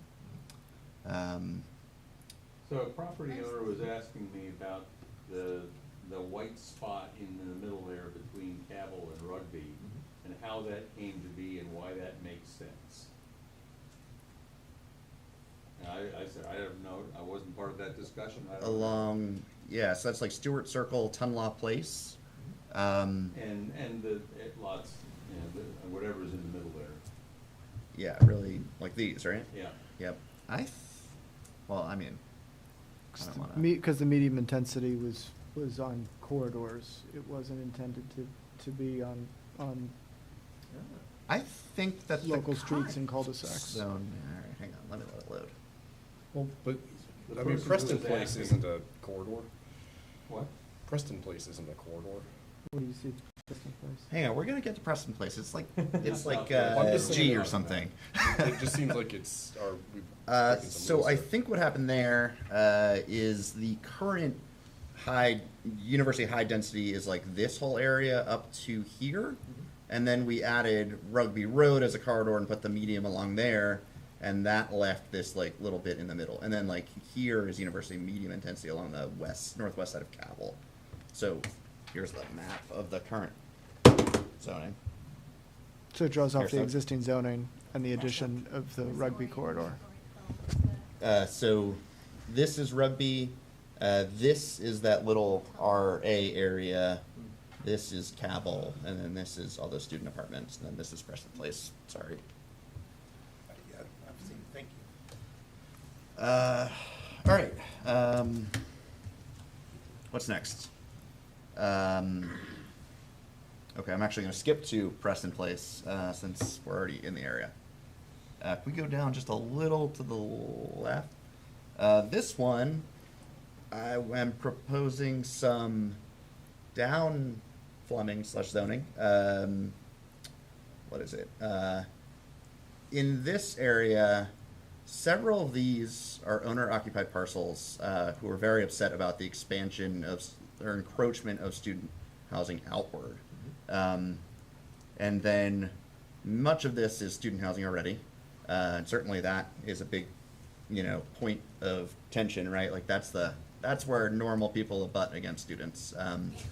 And so I would say there's these two parcels that were they're currently in high intensity in the FLUM, and I think this is CX, I don't know, 5 or whatever. And I would take these two and that one out, and then this one, this yellow one right at the end, is the same ownership as this high intensity one right there, and I would probably put those two together as high intensity. Didn't we just do a rezoning over there? You Did did an something. appeal of a BAR decision not to allow an individually protected property to add an apartment building in its parking lot, which you overturned. No, that was, That was a little down further on down. Preston Place. I'm Yeah. talking about at the end of Preston Place as it goes over towards Cabell. The brown parcels that are just north of where it says Preston Place, I thought we just approved a redivision or something like that to allow, I wish I could remember what exactly the issue was, it came about a year and a half ago. You probably allowed reparceling or dividing of the parcels for, I know 2 of those are combined for a house. I remember we did something up there, I'm blanking on what.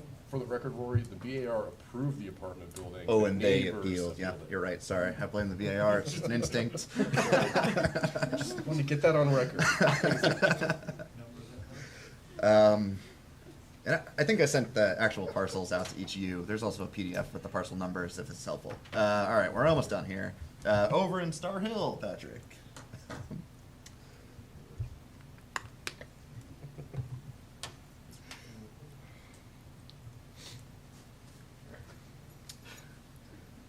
All right, so if you guys remember the Star Hill Vision Plan we adopted in who knows how long ago now, it feels like years. It said basically that we could kind of scooch this like parking lot within the city yard up a little bit, and that would kind of free up some land along the bottom here where we could kind of frame the city yard along Brown Street with what is townhomes or stacked townhomes? And the proposal I was making was to take 2 lots here, those 2, and then I think that one at the very end, and make those medium. And then separately, there is 1 lot in here that is like sort of a mixed use kind of office residential, shelter for help and emergency used to be there. And I feel like that should be back to business because that's what it is now. It's like, right now it's like B2 as just that 1 lot. And that one's reflect existing conditions on the ground, and the others are implement the Star Hill Vision Plan. All right. And those are separate lots from the city yard? Yeah, those are next to it, yeah. And then southeast corner of the city.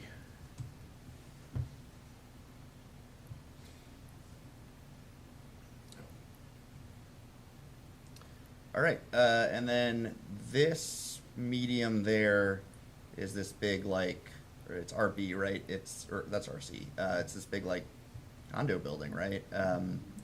Linden Lofts, 26 units. I would put that as probably matching this other condo building because that's, what it is. Yeah, and then K was a bunch of PUDs. I don't know that those really matter. I'm not really going to go into them. It's like Lachlan Hill right now is all RA up there, but it's got a bunch of townhomes in it, some habitat units, and there's Stribling I think you guys did actually fix in the end.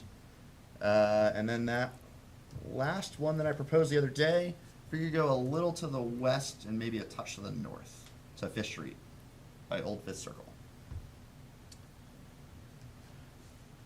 Perf. Yeah, a little down left. So this here is Beacon on 5th. This is Old Fifth Circle. Along here, you have Lodge Creek running along the back of these lots along Cleveland. And it goes up here and then crosses 5th. And these are all, they're McIntyre Ridge, or McIntyre 5th residential now. It's just pretty high density. And these are part of the Beacon on 5th PUD. And I think that's why they went to RX, whatever, 5. That's relatively high density here. There are critical slopes in the front. There's this creek in the back. They are very bad lots to develop on. I think all the other rules we've been talking about would probably make them impossible to develop anyway. But just to kind of drive home the point, I would say those should go down to the lowest RA. And that's it. I'm done. Thank you very much, Dr. They are not the only 2 people who are allowed to make comments or to share ideas. We do have we're a little bit over time, I think. Yeah. A little bit over time, but if you do have ideas you wish to share now or later, please do so. I guess I'll share all of them later, but just a few that jumped out. I got a question about the Crescent Halls zoning and why that it's RX 5, whereas X is, I think CX8. NX8. And point being, Crescent Halls is, not Crescent Halls, CRHA has thought about building another residential site there, and the existing building is 8 stories tall and just kind of what the discrepancy between the two is in terms of the height that's allowed. Okay. Um, I'm gonna take it as a comment. I'm not gonna try and reply right now. Oh, no, I know. What? I'd like to know the answer, when you can get us one. Sure. Yeah. But, yeah. Well, I don't care about the answer, just fix it. What? Please continue. That is concerning. Yeah. Similarly, just a question about this is one where there's a lot of trade-offs, but there's the zoning around the Friendship Court development. And I know the residents have been engaged in obviously a very intensive planning process, and they had a vision for the density and height in their neighborhood, and one of their big concerns was not being surrounded by extremely tall office space. And currently under the zoning, that's a possibility. I know there's trade-offs there, but I don't, it jumps out to me as a concern, and I don't know if, their planning processes have been incorporated into the zoning rewrite process, and similarly CRHA's resident planning processes. I don't know if we've yet incorporated the work they're doing kind of into intentionally how we're gonna structure what's around those sites. And then the final thing for now is I don't know a systematic way to look at it, so there's things that jumped out to me, the areas that I know, but a situation like the mobile home park off Franklin, where I do really worry that being outside the sensitive area, we're creating a real risk of displacement for people who live there and aren't homeowners, and just where else in the city are we missing that is an issue? I don't know the systematic way to find it, but that one and a couple others have jumped out to me. I just think there's something we've missed. For the same concern about the meadows.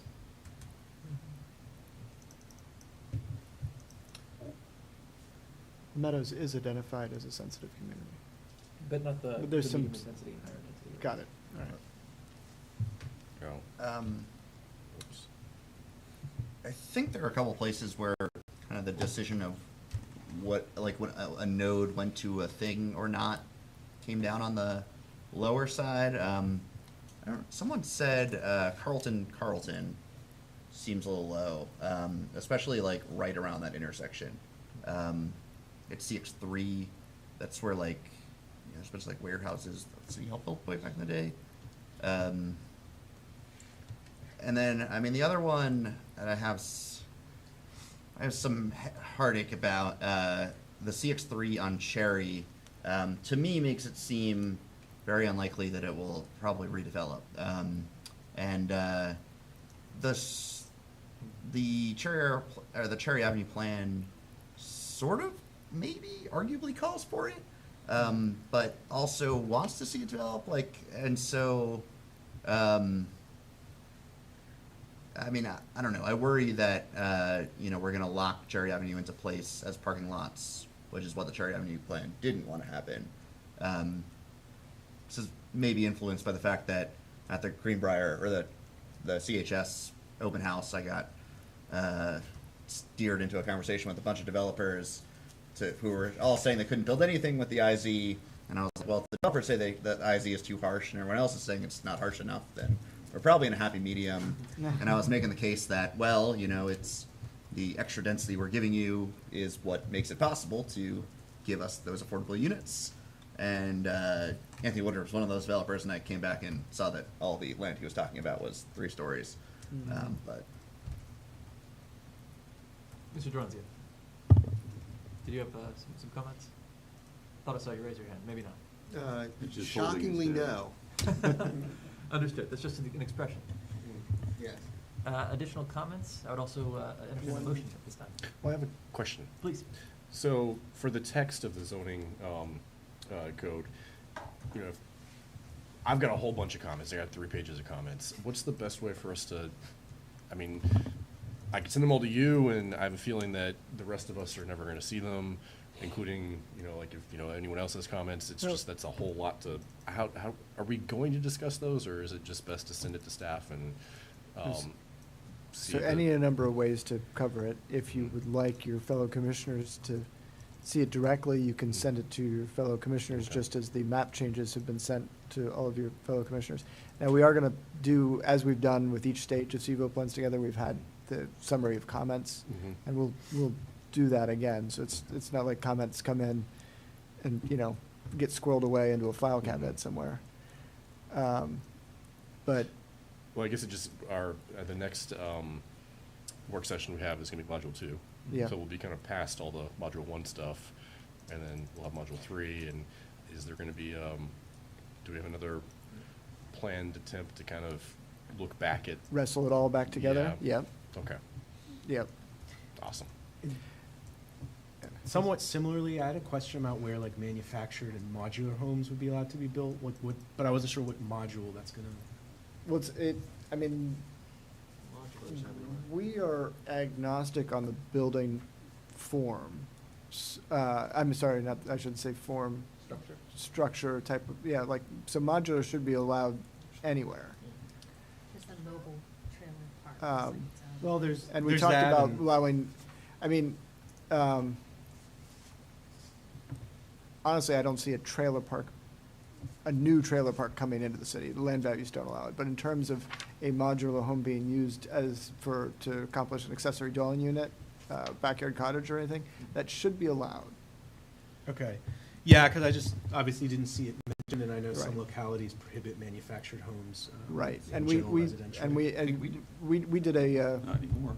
yeah, we did a comp plan amendment specifically to note that, that use would be allowed.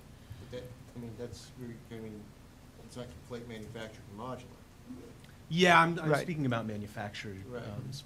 Right, because the modular stick-built, they're interchangeable. Right, exactly. Yeah, anyway, it's whatever. I Yeah. remember the comp plan amendment being that we would create a plan for it, but it did not specify what the plan or allowances would be. Right. Additional comments or questions about the map? I would also entertain a motion at this time.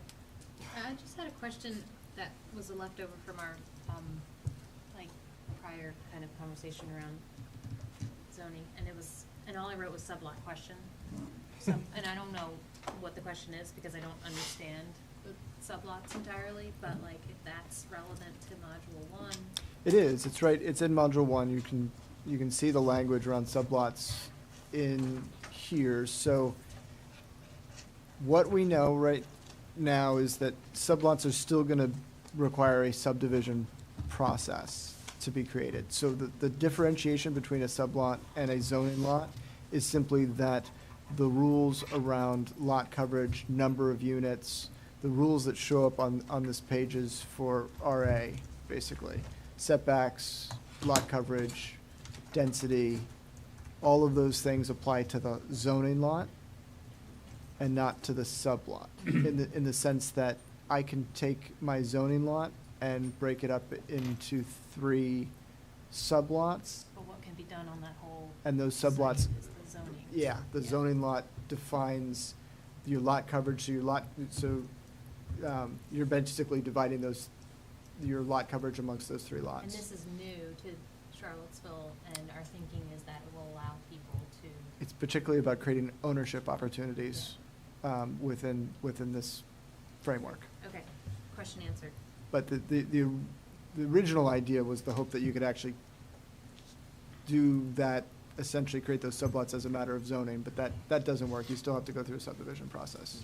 The model that was being proposed to be imported accomplished both the zoning lot concept I just described and the subdivision process. That's not possible under Virginia law. So, related to that, is something that I've sort of stared at this and trying to figure out whether I understand. I know I don't understand it, maybe you can explain. Much of the northern half of the city was developed as subdivisions, and the Yeah. subdivision covenants say no further subdivisions. How does this sublot notion fit into that? It's a legal question, but what I'm guessing is if it says no further subdivision, and I'd want to read it, then you potentially would not be able to do sublots there, because Okay. sublots are gonna be a matter of subdivision. Okay. But on many of those, they are covenants that are with the developer and other homeowners. There has to be someone who can bring the cause, and that used to be. Any neighbor. Right. It's not that clear in some of these, if anybody other than the developer can bring that notion, or their successor, and there is no successor organization. I've read I've gotten into the weeds on this in title work before. So it is a deeply sort of in the weeds technical question, and it may be one of those things that just becomes moot because there's no one there to bring the action. I mean, that's true in a couple. I think action will be brought. I promise you that. I've Yeah. already the folks have already told me, Yeah. we're gonna be suing over this. Yeah. So, You might have to see it through. yeah. Yeah, but I mean, I actually looked at this specifically in one neighborhood and I couldn't figure out who could bring an action for whatever. It's a private. I know there are contractual some thing. subdivisions that are written like that. Where the rights are basically given to the developer who is selling all of the lots, and that developer's rights expire after so many years or Yeah. after all the lots are sold. Right. But there are also typically the notion of restrictive covenants that bind everybody else to follow certain criteria are typically enforceable by any other member of that subdivision, But any other property owner in that subdivision. But they are a couple, I mean, over at the northeast side of town, for example, it's explicit that the persons are named. Yeah, And there are they- some like yeah, that, I've seen them, yeah. So, yeah. Speaking of lawsuits, here we're getting sued over the comp plan notice again. Again? Oh, news to you guys. Sorry, Yeah. you guys don't Sorry. compulsively check the court records. No, sir. Only for Well, names. I I guess we'll recommend. expect an update next time. You're hard enough at your job. Not zoning map. Any final questions? I would also entertain a motion at this time. Mr. Chair, Sir. I can offer a motion. I would do this in the context that 80 years ago tomorrow. That's not the motion he was putting. Are we getting to see today's story again? 80 years ago tomorrow, the secondary distribution of Casablanca went out to secondary places, so out of the big cities and into places like, Virginia. And in the spirit of that, so we're arriving at that tomorrow, I would say that as we depart here, I would encourage you all and emphasize that if the plane leaves the ground and we're not on it, we'll regret it, maybe not today, maybe not tomorrow, but for the rest of our lives. So I move that we adjourn. And for the record, I really tried to work in the Hill of Beans speech and making a reference to critical slope waivers, and I just couldn't make it work. So- Thank you. Well, here's looking at you. Shocked to Do hear you there's write zoning these going on. down? Established. Seconded that motion. If we agree, can I see thumbs? They're I see thumbs. Good night, all. Thank you. AI generated.